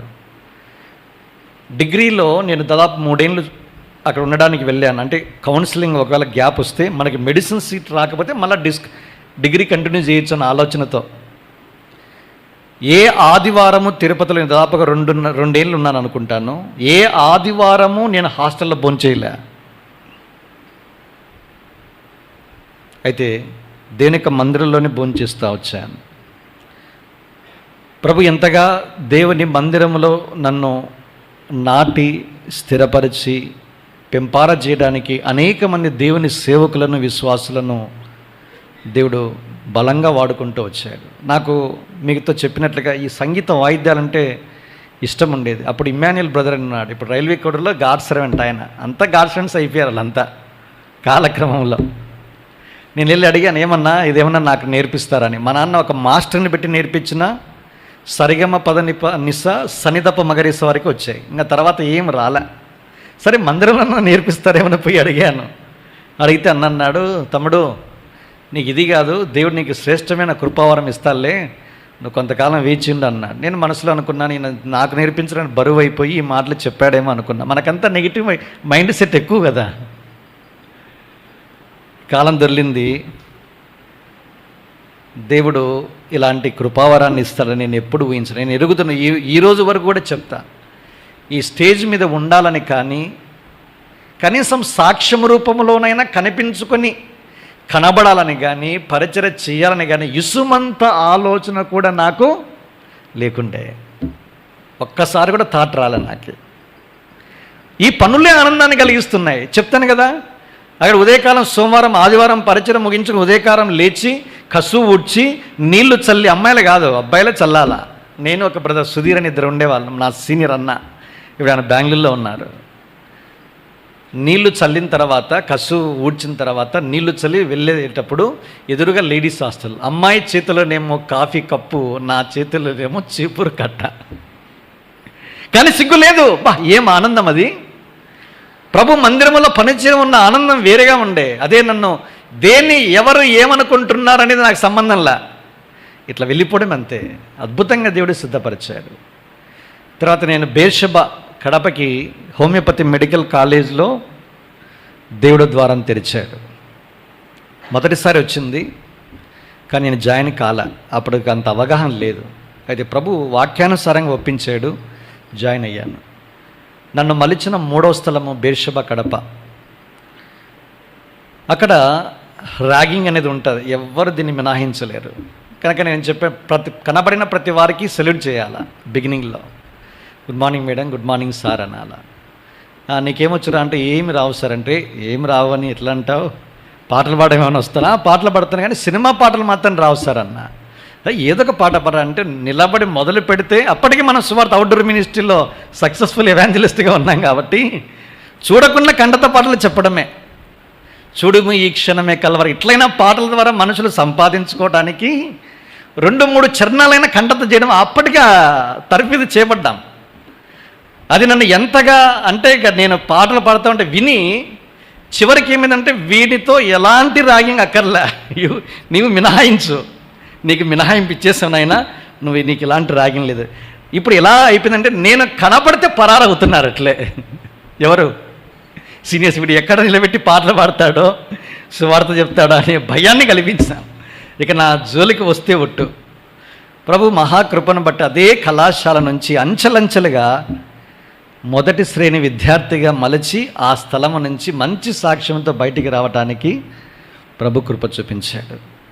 పరిశుద్ధుల సహవాసం మందిరంలో కొనసాగుతున్నప్పుడు అనేక అనుభవాలను నేర్చుకున్నాను. ఇది సేవల అనుభవం. తర్వాత సఫరింగ్స్ దగ్గరికి రాగలిగితే, హాస్టల్ మూత వేస్తే పస్తులు ఉండాలి. అప్పటికే డబ్బులు అయిపోయి ఉంటాయి. ఇప్పుడు ఎవరికి చెప్పాలి? స్నేహితులన్నా డబ్బు అడగకూడదు. ఎందుకంటే భగత్ సింగ్ గారు అప్పటికే చెప్పారు, నీ అక్కర్ల గురించి ఎవరికి కానీ ఏ విధమైన హింట్ కూడా ఇవ్వద్దు. నువ్వు నన్ను బలంగా ప్రేరేపించిన పుస్తకాలు how to find God's will, దేవుని చిత్తమును కనుగొట్ట ఎట్లు అనేది ఒక పుస్తకము, ఆయన ప్రేమగల నేర్పరి హస్తములు అని చెప్పనసక్యమును మహిమాయుక్తమైన సంతోషం కంబైన్ ఎడిషన్ అనేవాళ్ళు. అప్పట్లో ₹2.50 అది. అది ఎంతమంది మరి పరిచయం. ఇప్పుడు దాన్ని సపరేట్ బుక్ చేశారు హెబ్రోనులో. అది పలుమార్లు చదువుకునేవాడిని. తన అక్కల గురించి కేవలం దేవునికి మాత్రమే చెప్పేవాడు. నేను ప్రార్థన చేశాను, ప్రభు నేను కూడా నీ బిడ్డగా చేయబడ్డా, నా అక్కలు నేను ఎవరికి చెప్పను. హాస్టల్లో అయితే మూతేశారు. నేను బయటికి వెళ్ళి తినాలన్నా నాకు డబ్బులు కావాలి. చేతులకు చెల్లి గవ్వలేదు. ట్రంక్ లేక ఫోన్ కాల్ చేసి చెప్దామా ఇంటికి, ల్యాండ్లైన్ లేదు. ప్రభు మీద ఆధారపడ నాకు తెలిసినంతవరకు వేళ్ళ మీద దాదాపుగా 10 దాటే ఉంటుంది. నేను ఎప్పుడు పస్తూ ఉన్నా ఆ రోజు రాత్రి స్పెషల్ మీటింగ్స్, అవుట్డోర్ నా థ్యాంక్స్ మీటింగ్స్, ఏదొక మీటింగ్ జరగడము నాన్ వెజ్తో దేవుడు పోషించాడు. అద్భుతంగా దేవుడు నా అక్కరతలన్నీ కూడా ఆ విధంగా తెరుస్తూ వచ్చాడు. ఎవరికి కూడా చెప్పకుండా విశ్వాసాన్ని సాధకం చేసుకోవడానికి ప్రభు నేర్పిస్తూ వచ్చాడు. కనుక ఇలాంటి సేవలు సాగిపోయేటప్పుడు మా నాన్నగారు అన్నారు, ఒరే నువ్వు వైద్యునిగా కావాలని నేను ఆశపడితే క్రైస్తవ సన్యాసిగా బైబిల్ బ్యాగ్ వేసుకుని తిరుగుతున్నావు కదరా అన్నాడు. బైబిల్ బ్యాగ్ ఉండేది. ఇప్పుడు ఎందుకంటే బైబిల్లో అద్దాలు అవి ఇవి మొబైల్ ఫోన్లు తర్వాత అన్నీ వచ్చాయి కాబట్టి సంచి సరిపోవడంలే. అందుకని మార్చాను ఈ మధ్యనే. సిన్స్ 1996 నుంచి బైబిల్ బ్యాగ్. కనుక మా నాన్న ఎంత ఆశ్చర్యపోయాడంటే, పల్లెల పరిచయం చూసుకుని ఇంటికి వచ్చే సమయానికి ఆ దినాల్లో 9 గంటలకల్లా పడుకుంటారు. ఏ టీవీ లేదు నాకు తెలిసినంత వరకు. 96లోనే ఈటీవీ వచ్చింది. కనుక అందరు 8 గంటలకు తినడము, 9కి పడుకుంటే నేను వచ్చి తలుపు తడితే ప్రత్యేకంగా లోనికి ఆహ్వానం సుప్రభాతం చేత. ఇంకా లోపలికి వెళ్ళి ఆయన అన్న మాటలకి ఏడవడం ఎందుకు, పైకి వెళ్ళి ఏడుస్తే బాగుంటుంది కానీ ఒక చాప ఒక తల్లిని తీసుకెళ్ళి పైకి వెళ్ళి, ప్రభు వారి చేత ఒక్క మాట అనిపించుకోలేదు, నేను అంగీకరించిన తర్వాతే ఇన్ని మాటలు వింటావన్నా, ఎందుకయ్యా నాకు ఎంబీబీఎస్ సీట్ రావాల్సిన వైద్య విద్యార్థి నాకు రాలేదెందుకు, అయినా నాకు నువ్వు ఎంతైనా నమ్మదగిన దేవుడు, నాకు కావాలంటే ఇచ్చేవాని, ఎన్నో ఇవ్వలేదని నేనేం బాధపడడం లేదు, కానీ మనుషులు అర్థం చేసుకోవాలి కదా. మా నాన్న ఎంతైనా ఆరాటపడ్డాడు. వాస్తవానికి ఏ కన్న తండ్రి అయినా, రక్షణ లేని తల్లిదండ్రులైనా పిల్లల కొరకు అన్నీ చేస్తారు. చదువులో మాత్రం ఏమాత్రం నిర్లక్ష్యం చేయకూడదు. అది నేను మీకు చెప్పదలుచుకున్న సలహా. ఇది మధ్యలో ఇంటర్లూడ్. ఇది తల్లిదండ్రులు మీ కొరకు ఇన్వెస్ట్ చేసే ప్రతి పైసాకు మీరు కష్టపడి చదవాలా. లోకస్తులు 4 గంటలు చదివితే 4 గంటల 30 నిమిషాలు చదవాలా. 5 గంటలు చదివితే 5 గంటల 30 నిమిషాలు చదవాలా. 10 గంటలు వాళ్ళు చదివితే 10 గంటల 30 నిమిషాలు చదవాలి మనము. అప్పుడే దేవుడు మన కష్టాన్ని దీవిస్తాడు. అంతేగాని 5 గంటలు చదివి ఇంకొక 5 అనేది ఇంకోటి గ్రేస్ కలిపి నన్ను పాస్ చేయనైనా అన్నాం అనుకో, రేపే నీట్ ఎగ్జామినేషన్. అట్లాంటి పనులు చేయకూడదు మనము. కష్టపడి పని చేసిన తర్వాత నీ చిత్తం అయితే నాకు ఇవ్వండి, లేకపోతే దాన్ని కూడా మీకు వందనాలు. భక్సింగ్ గారి నుంచి నేర్చుకున్న 2వ పాఠం ఇదే. ప్రతి దానికి కృతజ్ఞతాస్తుతులు చెల్లించడం మీ విషయంలో దేవుని చిత్తం. రాలేదయ్యా నీకు వందనాలు. మా నాన్న అన్నాడు, ఎరా దేవుడని దీపం బట్టి గాల్లో నీకేమన్నా ఎంబీబీఎస్ సీట్ వచ్చిందా, దేవుడు నీకు మేలేమన్నా చేశాడు. నాన్న నేను ఎంబీబీఎస్ కోసం ప్రభుని అంగీకరించలా, నా పాప క్షమాపణ కొరకు ప్రభుని యేసుక్రీస్తుని అంగీకరించాను. అది మా నాన్నను బాగా ఆలోచింపజేసింది. దినాలు గడుస్తూ ఉన్నాయి, అయిపోయింది. తర్వాత దేవుడు క్రమంగా పరిచర్యకు ద్వారాలు తెరిచాడు. తర్వాత 2005 ముగించుకొని 2006వ సంవత్సరం నేను హైదరాబాద్ వెళ్ళడం జరిగింది. నేను నమ్మే ఒక గొప్ప సిద్ధాంతం ఏంటంటే, ప్రభువు మనలను ఏర్పరచుకుంటే దేవుని పనికి కానీ సేవా పరిచర్యకు కానీ ఏ మనుషుడు మనకు సిఫారసు చేయనక్కర్లా. అదే నమ్మాను నేను. అప్పటికే తిరుపతి, ఎర్రగుంట్ల, కడప, బేర్షబాలో పరిచారకునిగా ఉన్న నేను పరిచర్య చేస్తాను, నాకు కూడా పరిచర్య ఇవ్వండి అని నేను ఎప్పుడు నోరు తెరిచి అడగల. ఎందుకంటే రోషం ఏంటి, నేను అడుక్కునేవాడిని కాదు. నేను ఎవరిని, నేను పేరుకేమో రాయల్ ప్రీస్టుడ్, రాజులైన యాజక సమూహము. నోరు తెచ్చి నేను ఎట్లా అడుగుతా? అడగను నేను. నా అక్కరత ఉంటే సామాన్ల దగ్గర దాక్కున్నాడు ఎవరైనా. సౌలు అభిషేకించబడిన వాడు దాక్కున్నాడు భయపడి, అయినా అతన్ని పిలిచి మీరు వాడుకున్నారు రాజుగా. నేను కూడా అంతే, ఎవరికి చెప్పను నేను. అలాంటి మొండి తీర్మానం తీసుకుని హెబ్రోన్లో ఉంటే క్రమంగా దేవుడు అక్కడి నుంచి పరిచర్య కొరకు వాడుకోవడం ఆరంభించారు. 2016వ సంవత్సరానికి 2007 నుంచి 2016 కల్లా 200 స్థానిక సంఘాలకు ట్విన్ సిటీస్లో పరిచర్య చేసే అవకాశం దొరికింది. ఇంక్లూడింగ్ భక్సింగ్ గారు ఏ స్థలంలో నిలబడి వాక్యోపదేశం చేశారో ఆ స్థలం నిలబడి యవనస్తుల మధ్య బైబిల్ పట్టణాలు తీసుకునే అవకాశాన్ని దేవుడు అనుగ్రహించాడు. అప్పటికి విభజించబడలేదు కాబట్టి 2014లోనే విడిపోయాం. జిల్లాకు ఒక ప్రాంతమైన 23 జిల్లాల్లో పరిచర్య చేయడానికి ప్రభు అద్భుతమైన ద్వారాన్ని తెరుస్తూ వచ్చాడు. కనుక జీవితంలో దేవుని సేవించడానికి అన్ని అవకాశాలను కలిగించాను. నేను చదువుకుంటూనే సేవించాను, ఉద్యోగం చేసుకుంటూనే దేవుని సేవించాను, కుటుంబముతో ప్రభును సేవించడానికి ప్రభు కృప చూపుతూ వచ్చాను. 2006లో వెళ్ళాను. తర్వాత మా తల్లిదండ్రుల వివాహం కొరకై సేవలో మనం ఎప్పుడైతే ముందుకెళ్తాం, మొదట ఆయన రాజ్యమును నీతిని వెదకుడి, అప్పుడు అన్నీ మీకు అనుగ్రహించబడిన. అందులో ఒకటి మ్యారేజ్. మా నాన్న మా అమ్మ అన్నారు, మా నాన్న నీవు ఎవరినైనా సెలెక్ట్ చేసుకో, మేము మీకు వివాహం చేస్తాం. ఇంత అద్భుతమైన అవకాశం ఎవరైనా ఇస్తారండి? ఎవరివ్వరు. చూజ్ ఎనీ గర్ల్, ఏ అమ్మాయిని సెలెక్ట్ చేసుకో, వివాహం చేస్తాం. నేను చెప్పాను, నన్ను కొన్నవాడు ఒకడున్నాడు, ఆయన నా గురించి శ్రద్ధ తీసుకుంటాడు, ఆయనకి తోచేస్తాను, నాకెందుకు అవన్నీ. ఎవరినైనా మీరు చూడండి, నేను చూడకుండానే పెళ్లి చేసుకుంటాను. కొంచెం విచిత్రంగా అనిపించిండొచ్చు, వాస్తవం ఇది. ప్రపోజల్ వచ్చింది, ప్రార్థన చేసుకున్నాను. ఒక అమ్మాయి పేరు చెప్పారు. ప్రార్థనలో కనబెడుతున్నప్పుడు వాక్యం ద్వారా దేవుడు ద్వితీయోపదేశ కాండములో నుంచి, నీవు ఆమె యొద్దకు పోయి ఆమెను పెళ్లి చేసుకునే వాళ్ళను, ఆమె నీకు పెళ్లి భార్య యగును. వాక్యం వచ్చింది, మంచిది. దీని కన్ఫర్మేషన్ ఏం చేయాలి? కొన్ని సూచనలు కూడా పెట్టుకోవాలి. ఎందుకంటే మనం వెళ్ళి అనుభవాలు, మ్యారేజ్ అయిపోయిన తర్వాత అరే ఈ వచనం ఊరికినే వచ్చిందా అని మళ్ళీ బాధపడకూడదు. కొన్ని పరిస్థితులను బట్టి స్ట్రాంగ్ ఫౌండేషన్ మీద నిలబడాలి. కనుక వాక్యానికి ఒక సూచన అడిగాను. సూచన అడగడం అన్నది మంచిది కదా వాస్తవానికి, కానీ ఈ విషయంలో నేను అడిగాను ప్రభును. ఒక దేవుని సేవకుడు ఇచ్చిన సలహా మేరకు ఆమె పేరు ఇది. ఆమె పేరుతో పేరుకు అర్థం ఏంటంటే తేనెటీగ. తేనెటీగ నుంచి తేనె వస్తుంది. తేనె అంటే దీని యొక్క వాక్యానికి, జ్ఞానానికి వాక్యంలో పోల్చబడింది. నేను ఆరాధనకి వెళ్తున్నాను, ఇది నీవు ఈ అమ్మాయినే పెళ్లి చేసుకోవాలని కోరితే మీరు ఇదే సీక్వెన్స్లో నాతో మీరు మాట్లాడాలి అన్నాను. వెళ్ళాను, ఆరాధన వర్తమానం, ఎవరో వృద్ధుడు వచ్చారు, వాక్యం చెప్తున్న, ఆరాధన ఎక్కడి నుంచి ఎక్కడికి పోతున్నాడో నాకేం తెలియడంలా చెప్తున్నాడు. వాక్యం గురించి చెప్తూ వాక్యం ద్వారా వచ్చే దేవుని జ్ఞానము ఎంతో మధురమైనది. ఎంత మధురం అంటే అది తేనె లాంటిది అన్నాడు ఆయన. ఆ తేనె ఎక్కడి నుంచి వస్తుంది ప్రియులారా? తేనెటీగ నుంచి వస్తుంది అన్నాడు. తేనెటీగని అర్థం ఇచ్చే ఒక అమ్మాయి పేరు కూడా బైబిల్లో మనకు కనబడుతుంది. ఆవిడ పేరే దెబోరా అన్నాడు ఆయన. నేను పెట్టిన ఏదైతే షరతు ఉందో అది అక్కడ దేవుని సేవకుడు ద్వారా నిర్ధారించారు. నేను చెప్పే 2 ప్రాముఖ్యమైన మాటలు మీకు నొక్కి చెప్పాలనుకుంటున్నాను. ఇన్సిగ్నిఫికెంట్ పీపుల్ ద్వారా దేవుడు మాట్లాడతాడు. ఏ పేరు, ప్రఖ్యాతి, తర్వాత వీడు వేస్ట్ ఫెయిల్వరా, వీడు నిలబడ్డాడు, అంతేరా, టైం అంతా తినేస్తారా అనుకునే వాళ్ళ ద్వారా కూడా మాట్లాడతాడు. నేను అది బాగా గమనించాను. ఈ ముసలాయన ఏం పెద్దగా చెప్పడంలా, చెప్పింది చెప్తున్నాడు.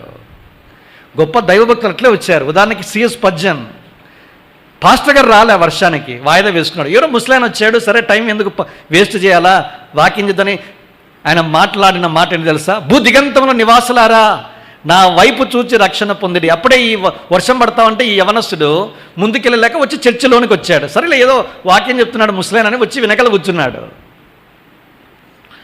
ఆ యవనస్తుడి గురించి చెప్పిందే 10 సార్లు చెప్తున్నాడు. కానీ బలంగా తాకింది యవనస్తుడు, అద్భుతంగా రక్షించబడ్డాడు. ఆయనే సిహెచ్ పజ్జన్. ఎవరన్నా ఊహించారండి? మళ్ళీ నేను స్థానికంగా ఈ మాట చెప్పడానికి నేను రెండో విషయం చెప్తాను. స్థానిక సంఘ పెద్ద చేత బాప్తిసం ఇప్పించారు. అందరూ చాలా చెవులు కొరుకుంటున్నారు. నేనేంలే, బిందాస్, రిలాక్స్. ఎవరైతే దేవునికి అధికారం ఇవ్వబడిందో వాళ్ళకి లోబడాలంతే. తీసుకెళ్ళి ఏమాత్రం పెద్దగా సాక్ష్యం లేని చేత హస్తనిక్షేపణ చేపిస్తున్నారు. మనం ఏమనుకుంటా అంటే ఫలానా వ్యక్తి హస్తనిక్షేపణ పెడితే నాకు బాగుంటుందని. ఏం లేదు, అదంతా ఎవరైతే దేవుని సేవకుడు అలాట్ చేస్తాడో ఇంప్లిసిట్ ఒబీడియంట్, దట్స్ ఆల్. నేను ఎరుగుదునో ఆయనకేం పెద్ద సాక్ష్యం లేదు. ప్రభుకు స్తోత్రం, ఆయన పెట్టి ప్రార్థన చేశాడు. ఏమొచ్చింది నాకే?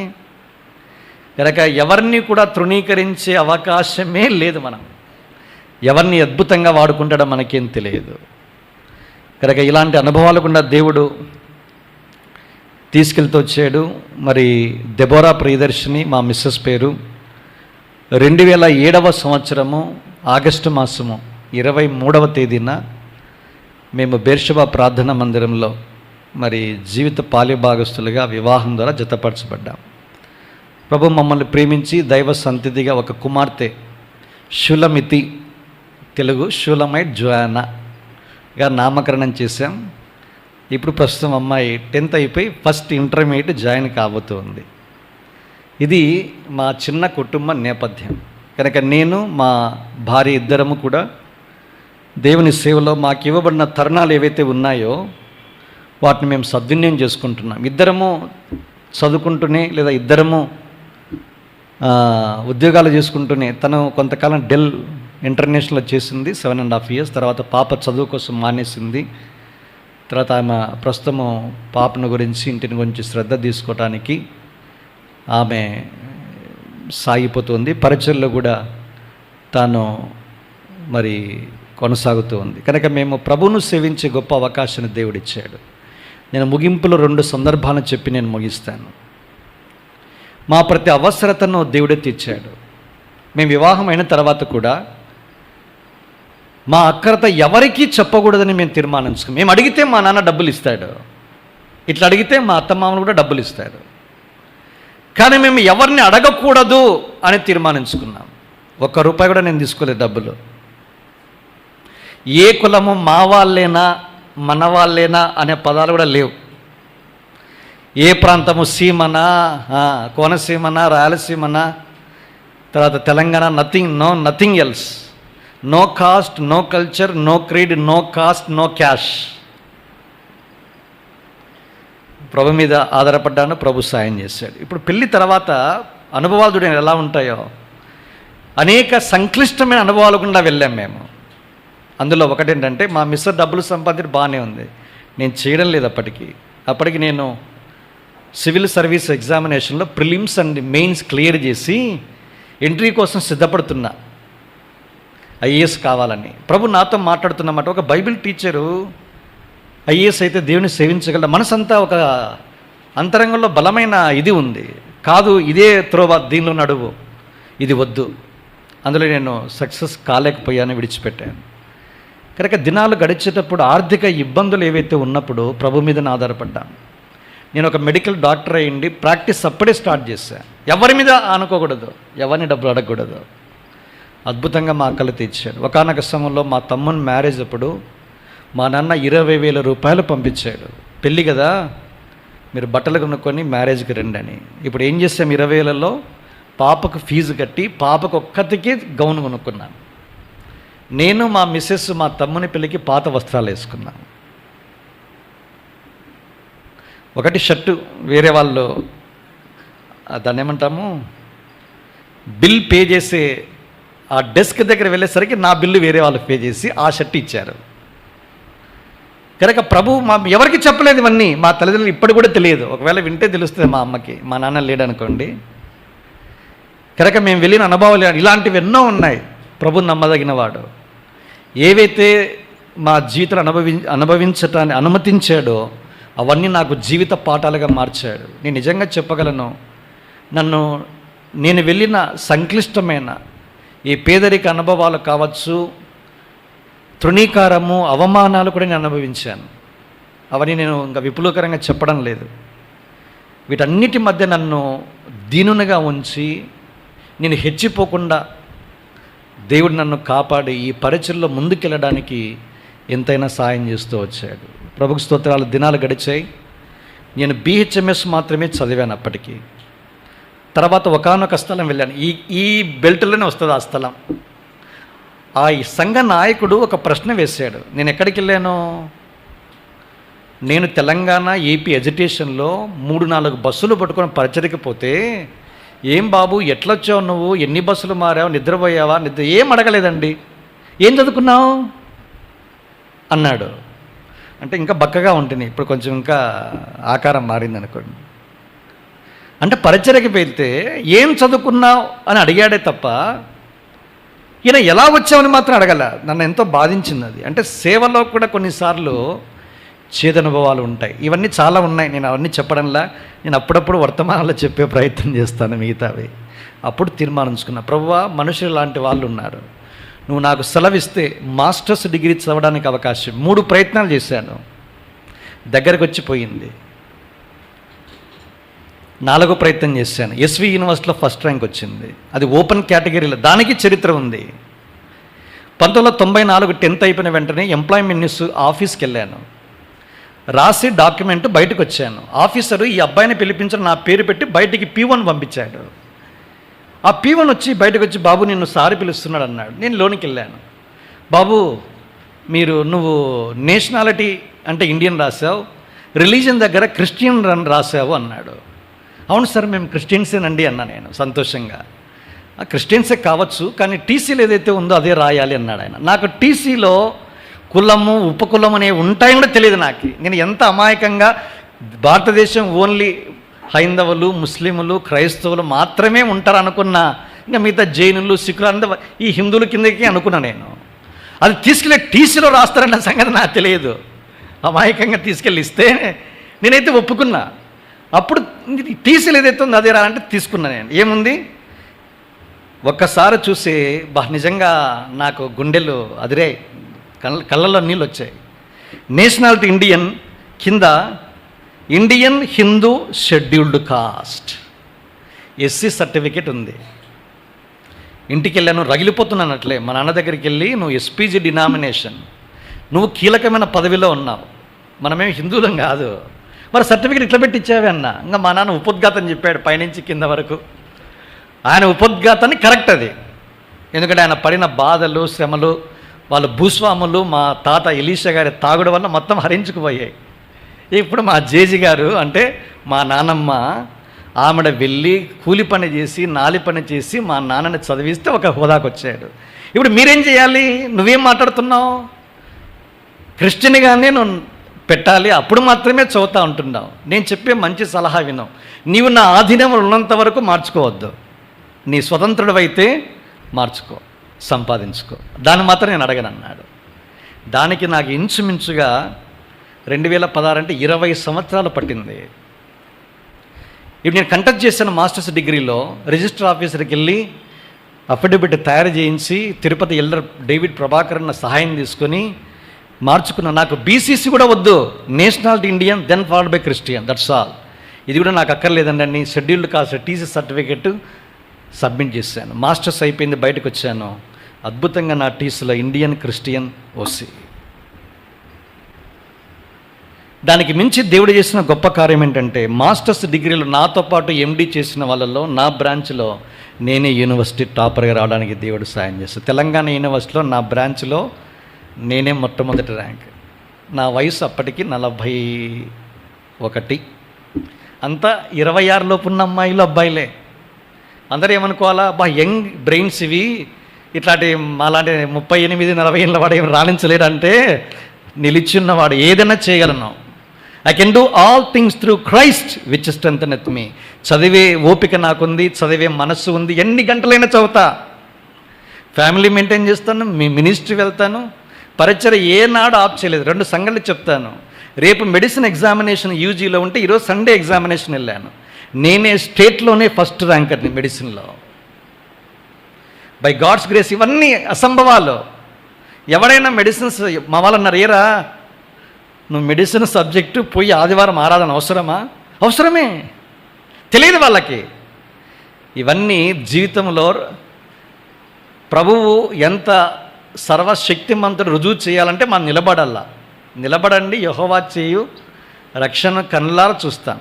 ఇది దేవుడు చేశాడు. నెక్స్ట్ ఫాలోడ్ బై ఏపీపీఎస్సీ ద్వారా లాస్ట్ ఇయర్ ఎగ్జామినేషన్ రాశాను. స్టేట్లో ఫస్ట్ ర్యాంకు వస్తేనే నాకు ఉద్యోగం అసిస్టెంట్ ప్రొఫెసర్గా వస్తుంది మెడికల్ కాలేజ్.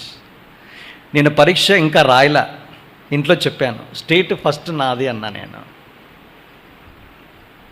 నమ్మారు, ఎందుకంటే చెప్తాలే తను చెప్పిందే నిజమవుతుంది అని. ఎగ్జామినేషన్ రాయలేదు, పేపర్ కూడా తెలియదు. అయితే అద్భుతంగా స్టేట్ సెకండ్ ర్యాంక్ వచ్చింది. అద్భుతంగా సీటు పోయింది.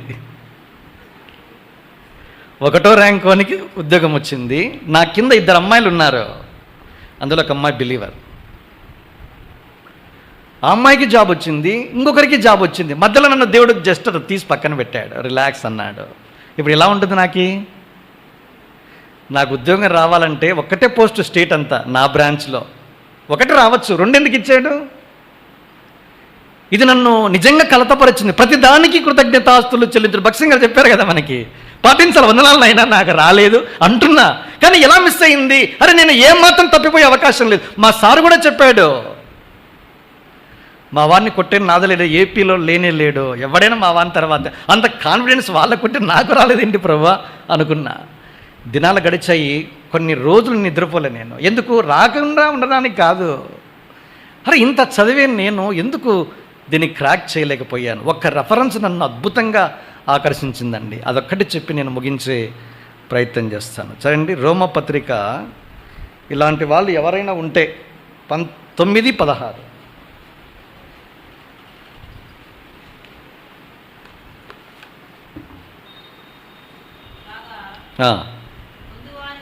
బాగా గమనించండి, ఈ మాట నన్ను ఎంతగానో ఆదరించింది. నన్ను పొందగోరు వాని వలననైనను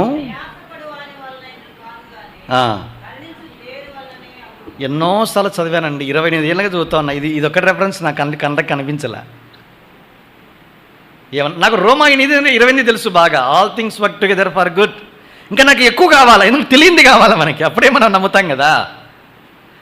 ప్రభువా ఇంతగా నా జీవితంలో ఇది ఉంది, ఇదేంటయ్యా ఇట్లా అయిపోయిందంటే, ఒక దేవుని సేవకుడు కోట్ చేసి ఈ రెఫరెన్స్ పంపాడు. తీసి చదివాను. అరే పొందగోరు వానిలో కూడా లేదు. ప్రయాసపడమంటే 4 గంటలు, 5 గంటలు, 10 గంటలు, 12 గంటలు ఎట్లా చదువుతారంటే అట్లా. అంత ప్రయాసపడే వారిలో కూడా లేదురా. కరుణించు దేవుని వలననే. అయ్యా ఇంత కష్టపడ్డా, మీ చిత్తం అయితే అనుగ్రహించమని ప్రార్థన చేయాలన్నది ఈ పాట మనకు నేర్పిస్తుంది. అప్పుడు దేవునికి వందనాలు చెల్లించా, రిలాక్స్గా ఉన్నా. నాకు రాకపోయినా పర్వాలా, నీ ప్రణాళిక ఎంతో గొప్పది, నేను తల వంచి నిన్ను స్తుతిస్తూ ఉన్నానన్నాను. కనుక వెంటనే లాస్ట్ ఇయర్ నేను జాయిన్ కావాల్సింది ఆ దేవుడు తప్పించాడు. ఎందుకు అనేది నాకు తెలియదు. నెహమ్యా గారు 1956లో ఇక్కడ కాన్వకేషన్ జరిగినప్పుడు వచ్చాయంట. చనిపోయిన నెహమ్యా అంకుల్ ఒక మాట చెప్పాడు. ఆయన చనిపోవడానికంటే ముందు భక్సింగ్ గారు తన జీవితంలో సంభవించిన సంభవాలకు ఎప్పుడూ కూడా సనగలేదు, గొనగలేదంట. ఎందుకు ఇది, ఎందుకు అది, ఇంత చేశాను, ఇంత సేవ చేశా, ఇంత చదివినా, ఇంత నిన్ను ప్రయాసపడ్డాను, ఇంత నమ్మకంగా, ఇంత పవిత్రంగా, ఏందయ్యా నాకు ఇట్లా చేసా, ఇట్లాంటి సనుగులు కానీ గొనుగులు కానీ లేవంట. పైపెచ్చు ఏమన్నాడు తెలుసా అండి, ప్రభు ఆ కఠినమైన పరిస్థితి ద్వారా దేవుడు నాకు సమీపంగా ఆయన మంచితనం అనుభవించే కృప అనుగ్రహించారని చెప్పాడంట. అప్పటి నుంచి ఆయన ఎప్పుడూ ప్రశ్నించలేదంట. అదే నా ఎదుట మెదిలింది. ప్రభా నీకు వందనాలు, నాకు తెలియదు ఎందుకంటే భవిష్యత్తు అయితే నీ చేతుల్లో ఉంది, నువ్వెంతైనా నమ్మదగిన వాడు, నరులకు హృదయపూర్వకంగా విచారము బాధ కలిగించు, నీవు న్యాయవంతుడు, తల వంచి నిన్ను స్తుతిస్తూ ఉన్నా. ఇవి 1996 నుంచి లేటెస్ట్ 2023 వరకు జరిగిన సంభవాలు. ప్రభు ఎంతైనా నమ్మదగిన వాడు, నా రక్షణలో సాయం చేశాడు. దేవుని మందిర ఆవరణంలో నన్ను అనేక రకాలుగా సిద్ధపరిచాడు. దేవుని వాక్యం వల్ల విశేషమైన ఆసక్తిని కలిగి ఉండడానికి సేవకుని ద్వారా నాలో రోషాన్ని పుట్టించాడు. దేవుని పరిచయలు అద్భుతంగా కొనసాగడానికి కృప పాలించాడు. దేవుని కొరకు శ్రమలు, బాధలు, కొన్నిసార్లు దరిద్రత, మనుషుల చేత తిరస్కారము, అపార్థము, నష్టము, తర్వాత అనుకున్నవి ఏవి సంభవించని అనుభవాలు, అనేక పరిస్థితుల గుండా దేవుడు నన్ను తీసుకుని వెళ్తూ వచ్చాడు. అందుకే ఈ సమయంలో సాక్ష్యం ఇప్పటితో నేను ముగిస్తూ ఉండగా, ఓకే, దేవుడు ఇంకా ఈ పరిచర్లో మేము నమ్మకంగా ఉండాలని దయచేసి మా కోసం మీరు ప్రార్థన చేయండి. నేను చివరిలో ఈ 5 సంగతులు చెప్పాను మీకు. సాల్వేషన్, శాంక్చురీ, దీని యొక్క మందిరం, తర్వాత సర్వీస్, సేవ, స్క్రిప్చర్, లేఖనాలు, తర్వాత సఫరింగ్స్. ఇంకొక మాట చెప్తాను, సర్వెంట్స్, దేవుని సేవకులు. నా జీవితాన్ని మలచడంలో చాలామంది పాత్ర ఉంది. అందులో మొట్టమొదటిది భక్సింగ్ ఆఫ్ ఇండియా. 1996లో మొదటిసారి యూత్ క్యాంప్కి వెళ్ళినప్పుడు ఆయన లోన ఉన్నాడు మంచం మీద, ఆ చిన్న అద్దంలో చూపిస్తున్నారు అందరికీ. మేము ఉదయకాలం వెళ్ళాం కనుక మేము వెంటనే భక్సింగ్ గారి రూమ్ ఎక్కడో చూయించని, అంతవరకు నేను చూడలేదు. మా మేనమామ పిల్లలందరూ కాన్వకేషన్లో వచ్చి చూసేశారు. నేను వెళ్ళి ఇట్లా చూస్తున్నా, ఆయన తదేకంగా నన్ను తీక్షణంగా చూస్తున్న కళలాగా నాకు అనిపించాయి. ప్రభువు నిజంగా ఆ దాసుని జీవితం ద్వారా నేను నేర్చుకున్నది ఏంటంటే 3 విషయాలు దాదాపు 5 విషయాలు నేర్చుకున్నాను నేను. ఒకటి, ప్రతిదానికి కృతజ్ఞతాస్తుతులు చెల్లించడం. ఇది ఫస్ట్ అండ్ ఫార్మోస్ట్. ఏదైనా సంభవించని వందనాలు చెల్లించాలి. ఈవెన్ ఫెయిల్యూర్, నాకు ఎంబీబీఎస్ సీట్ రాలేదయ్యా, ఫస్ట్ ఫెయిల్యూర్, రక్షించబడిన వెంటనే నీకు వందనాలన్నా. 2, దేవుని చిత్తమును కనుగొంట ఎట్లు. ప్రతి చిన్నదానికి దేవుని యొక్క చిత్తము. నిజంగా నాకు పెద్ద జ్ఞానం లేదు, తెలివి లేదు, ఎట్లా అద్భుతంగా నడిపించాను. తిరుపతిలో చదివేటప్పుడు అయ్యా నేను నా సొంత ఇంటికి వెళ్ళాలన్నా వద్దా అంటే దీని యొక్క వాక్యం చదివి వెళ్ళుమని ఉంటే వెళ్తాను, లేకుంటే వెళ్ళను. ఇలాంటి చిన్న చిన్న రీతిలో నడిపించబడ్డానికి దేవుని యొక్క దాసుడు నా జీవితాన్ని ఎంతగానో ప్రభావితం చేశాడు. 3వది, ఆయన దగ్గర నుంచి నేను నేర్చుకున్న పాఠం ఏంటంటే,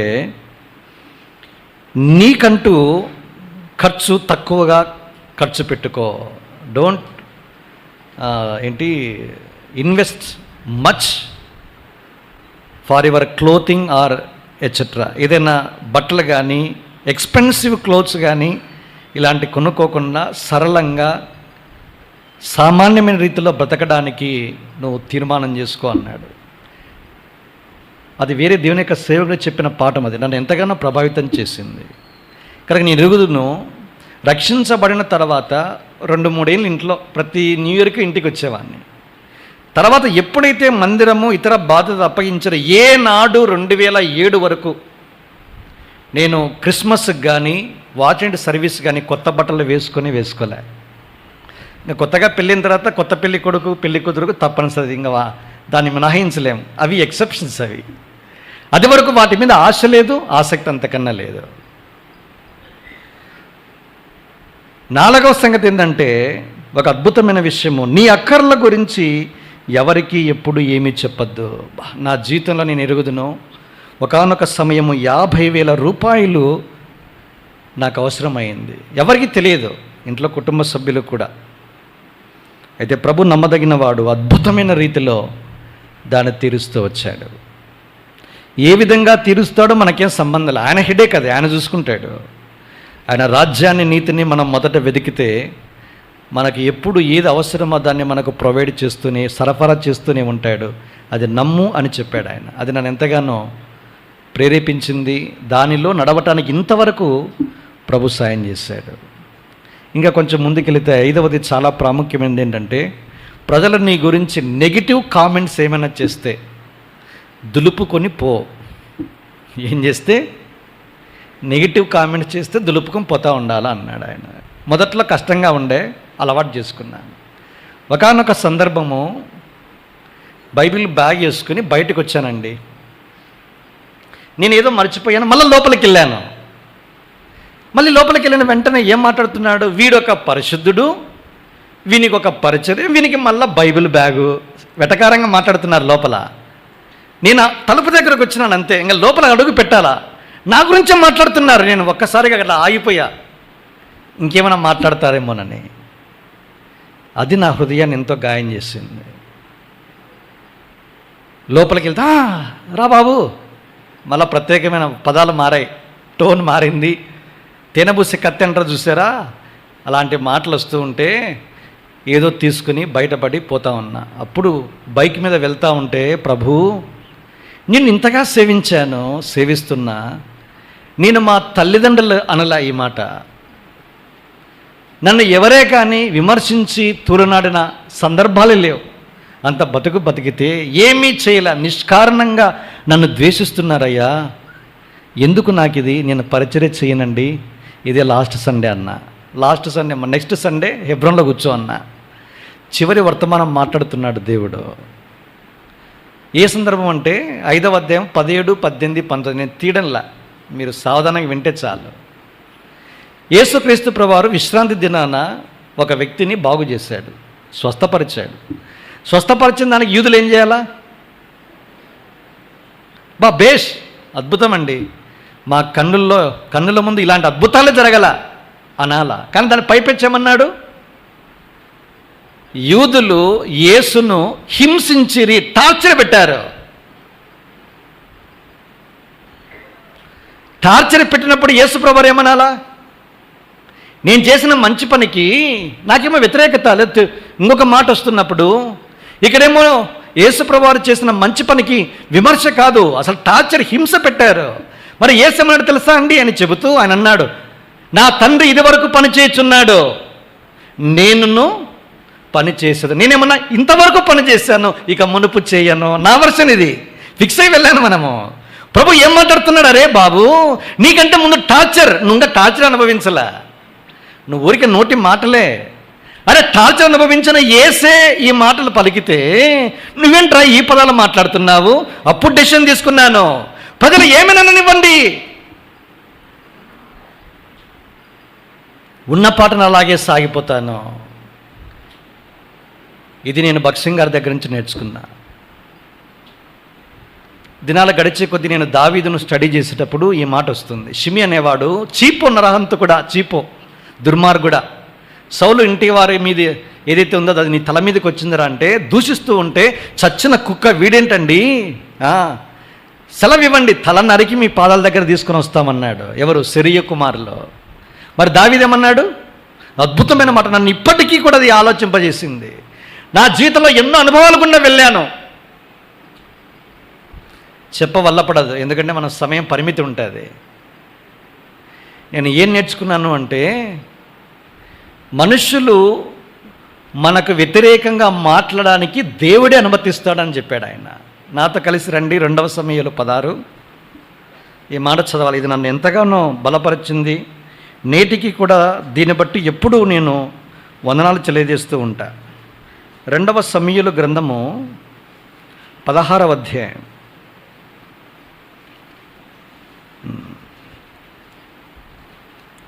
ఒకరు సాయం చేయండి. 12వ వచనం, క్షమించండి 10 తర్వాత 12 చదవచ్చు.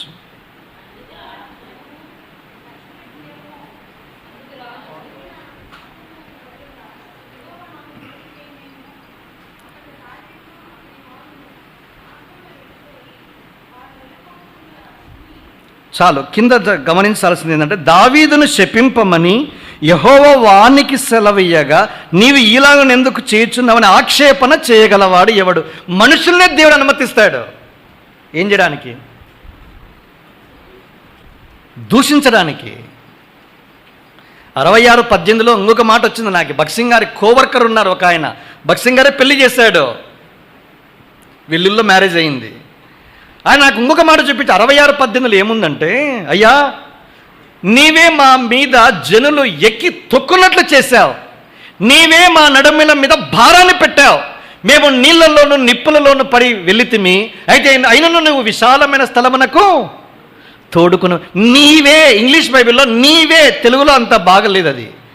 నీవే మా నడుముల మీద భారాన్ని పెట్టావు. దేవునితో అంటున్నాడు దావీదు, నీవే జనులు మా నెత్తి మీద ఎక్కి తొక్కున్నట్లు నీవే చేశావు,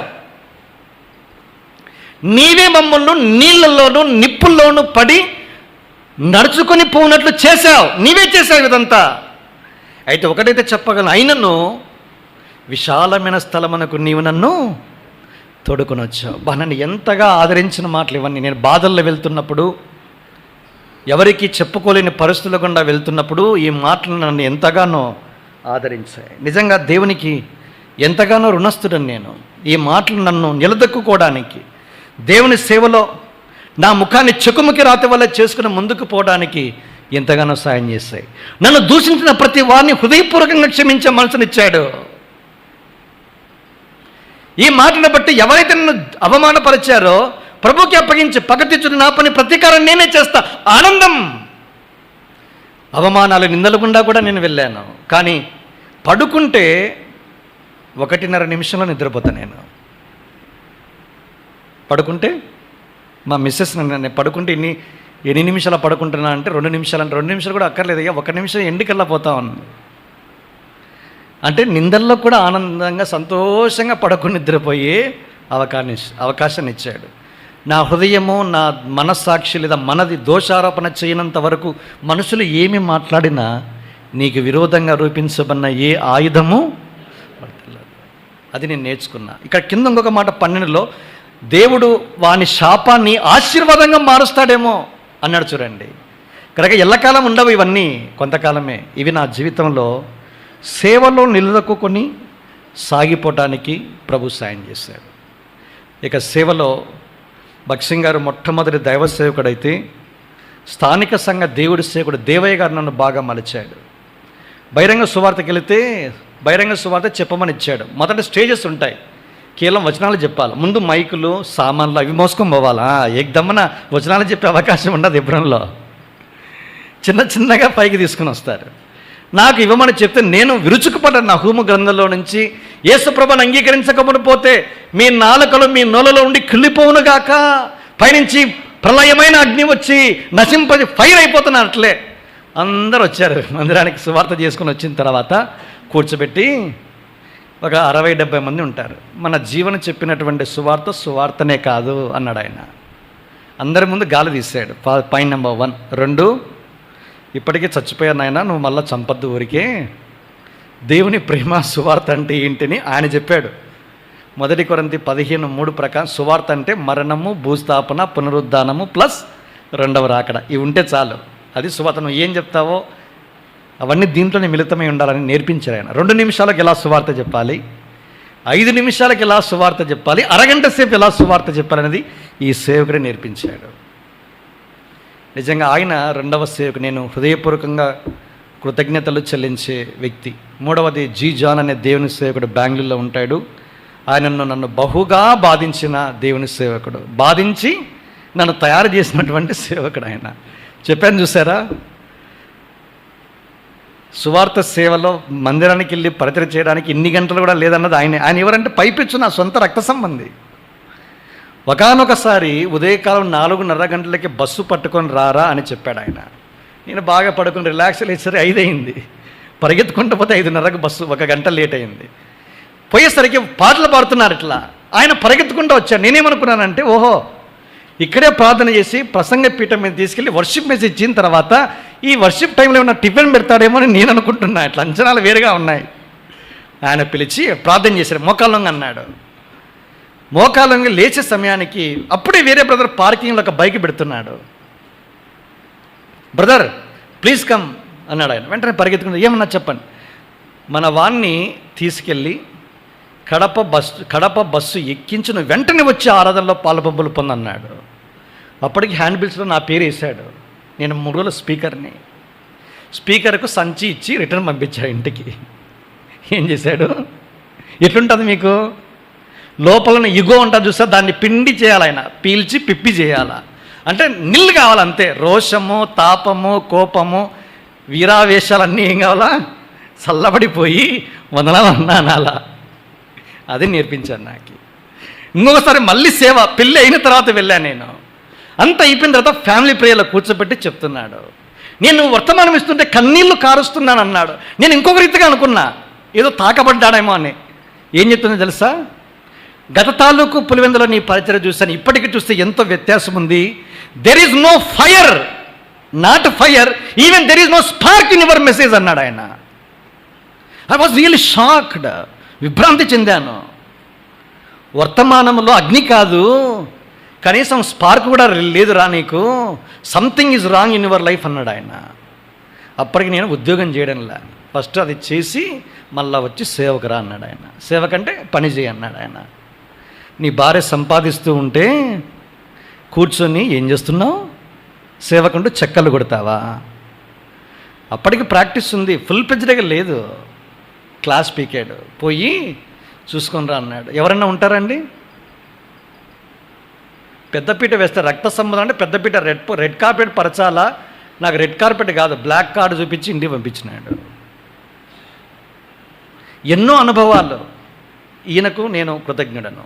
తిరుపతి శాంసన్ గారికి, దేవుని సేవకుడు, తిరుపతి సువార్తలు కేవలము యోహాను సువార్త, చిన్న చిన్న సువార్త 50 పైసలు అమ్ముతా ఉంటే పిలిచాడు బయటికి. యవనస్తుడు వేయండి, ప్రేమ సందేశం అమ్మాలి, ₹10 పెట్టి లైన్లో ఉండద్దు, అమ్మాయిలాగా పోయి సువార్త చేసిరా అన్నాడు ఆయన. అక్కడ ఇంకొక అనుభవం అది. తర్వాత పేరు రాయించి ఆన్లైన్ ప్రేయర్లో పాలిభాగస్తునిగా చేయడం, సువార్త దండయాత్ర అన్నింటిలో కూడా పాలిభాగస్తునిగా చేశాడు ఆయన, విడిచిపెట్టలే. అది నాకు పునాదిని ఏర్పాటు చేశాయి. ఇక తర్వాత హెబ్రోన్కి వెళ్ళడం, అనేక మంది దేవుని యొక్క దాసుల ద్వారా దేవుడు నేర్పించాడు. ఇక సర్టిఫికెట్ విషయంలో అద్భుతంగా దేవుడు నాకంటే ముందుగా 1996వ సంవత్సరంలో నవంబర్ మాసంలో నా హృదయ వాంఛ 94లో ఏదైతే ఉందో 96లో ఒక యవనస్తుని జీవితం, హెబ్రోను సందేశంలో యవనుల అనుబంధం అనేది ఒకటి వచ్చేది. అప్పట్లో పాతలకి తెలుసు, ఇప్పుడు వాళ్ళకి ఎవరికి తెలియదు. ఎందుకంటే హెబ్రోను సందేశంలో యవనుల అనుబంధం లేదు ఇప్పుడు.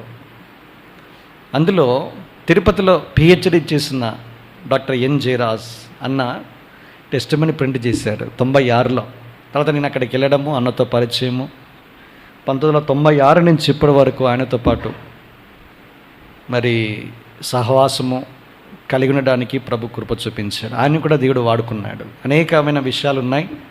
అందులో ఒకటి ఏంటంటే, నేను నిజాయితీగా ఫస్ట్ ఇయర్లో నేను ఫెయిల్ అయ్యానన్నా అని మెడిసిన్ చదివేటప్పుడు లెటర్ రాశాను. నేను ఓపెన్గా అంతా, మనం ఏది దాచుకోలేదు, నిజం చెప్పడమే. మా నాన్న కూడా చెప్పాను, నేను నా మీద గ్రేట్ ఎక్స్పెక్టేషన్స్ ఉన్నాయి, బట్ ఐ హ్యావ్ ఫెయిల్.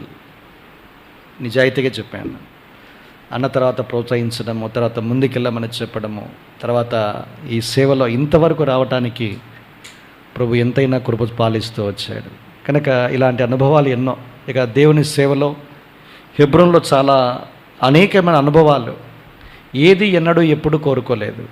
అయితే అద్భుతంగా దేవుడు అనేక మందిని, ఇంకా పేర్లు చెప్పుకుంటూ పోతే చాలామంది ఉన్నారు, వాళ్ళందరికీ నేను రుణస్తులను. వారు చేసిన ప్రార్థనలు, ఎప్పుడైతే పరిచర్లో ముందుకెళ్తున్నప్పుడు ఇలాంటి పరిశుద్ధులు ఒక 30 సెకండ్లు మా కోసం ప్రార్థన చేసినా మేము ఈ సేవలో ముందుకెళ్ళేదానికి అవకాశం ఉంటుంది. దేవుని సేవలో నిలబడి పరిచర్య చేసే ప్రతి వ్యక్తి జీవితంలో చీకటి అధ్యాయాలు ఉంటాయి.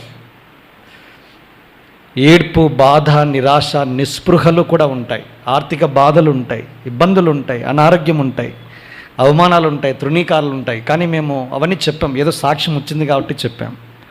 ఇక్కడ కూర్చున్న వారిలో బహుశా ఇలాంటి అనుభవాలు గుండా వెళితే ప్రభు మీకు కూడా ప్రత్యేకమైన కృప అనుగ్రహిస్తాడు. భక్సింగ్ అంటే గొప్ప దైవజన్ని 7 సంవత్సరాల కఠోరమైన అనుభవాలు కూడా దేవుడు తీసుకెళ్ళాడు. అద్భుతమైన పనిముట్టిగా మార్చాడు, వాడుకున్నాడు.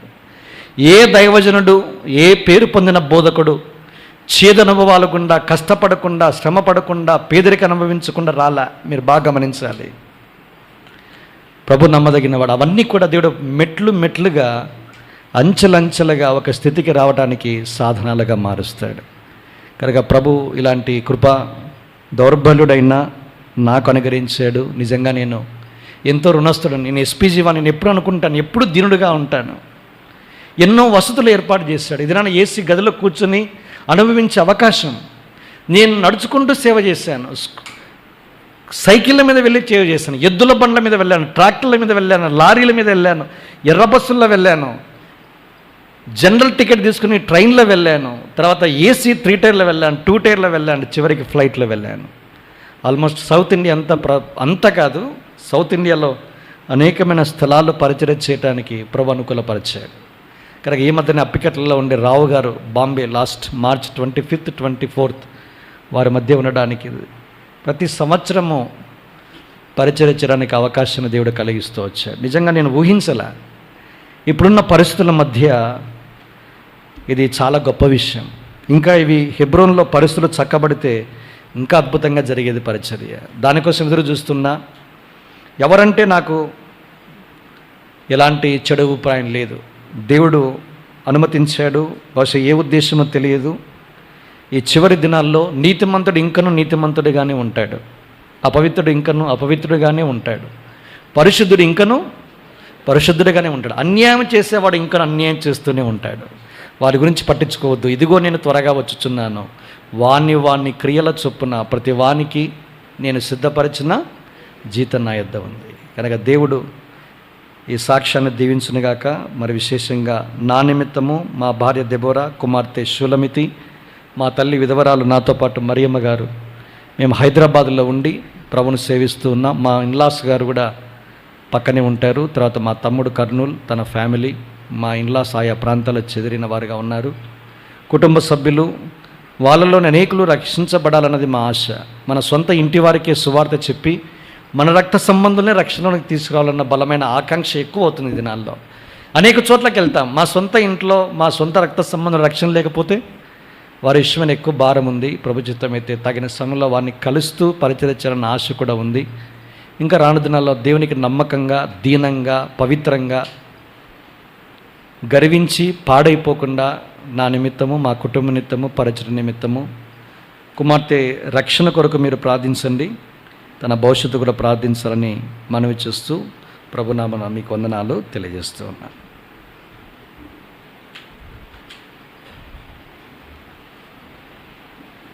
దయచేసి మోకరించండి, ప్రార్థన చేసుకుందాం. వేల్పూరు దైవ సేవకులు షడ్రక్ బ్రదరు ప్రార్థన చేస్తారు.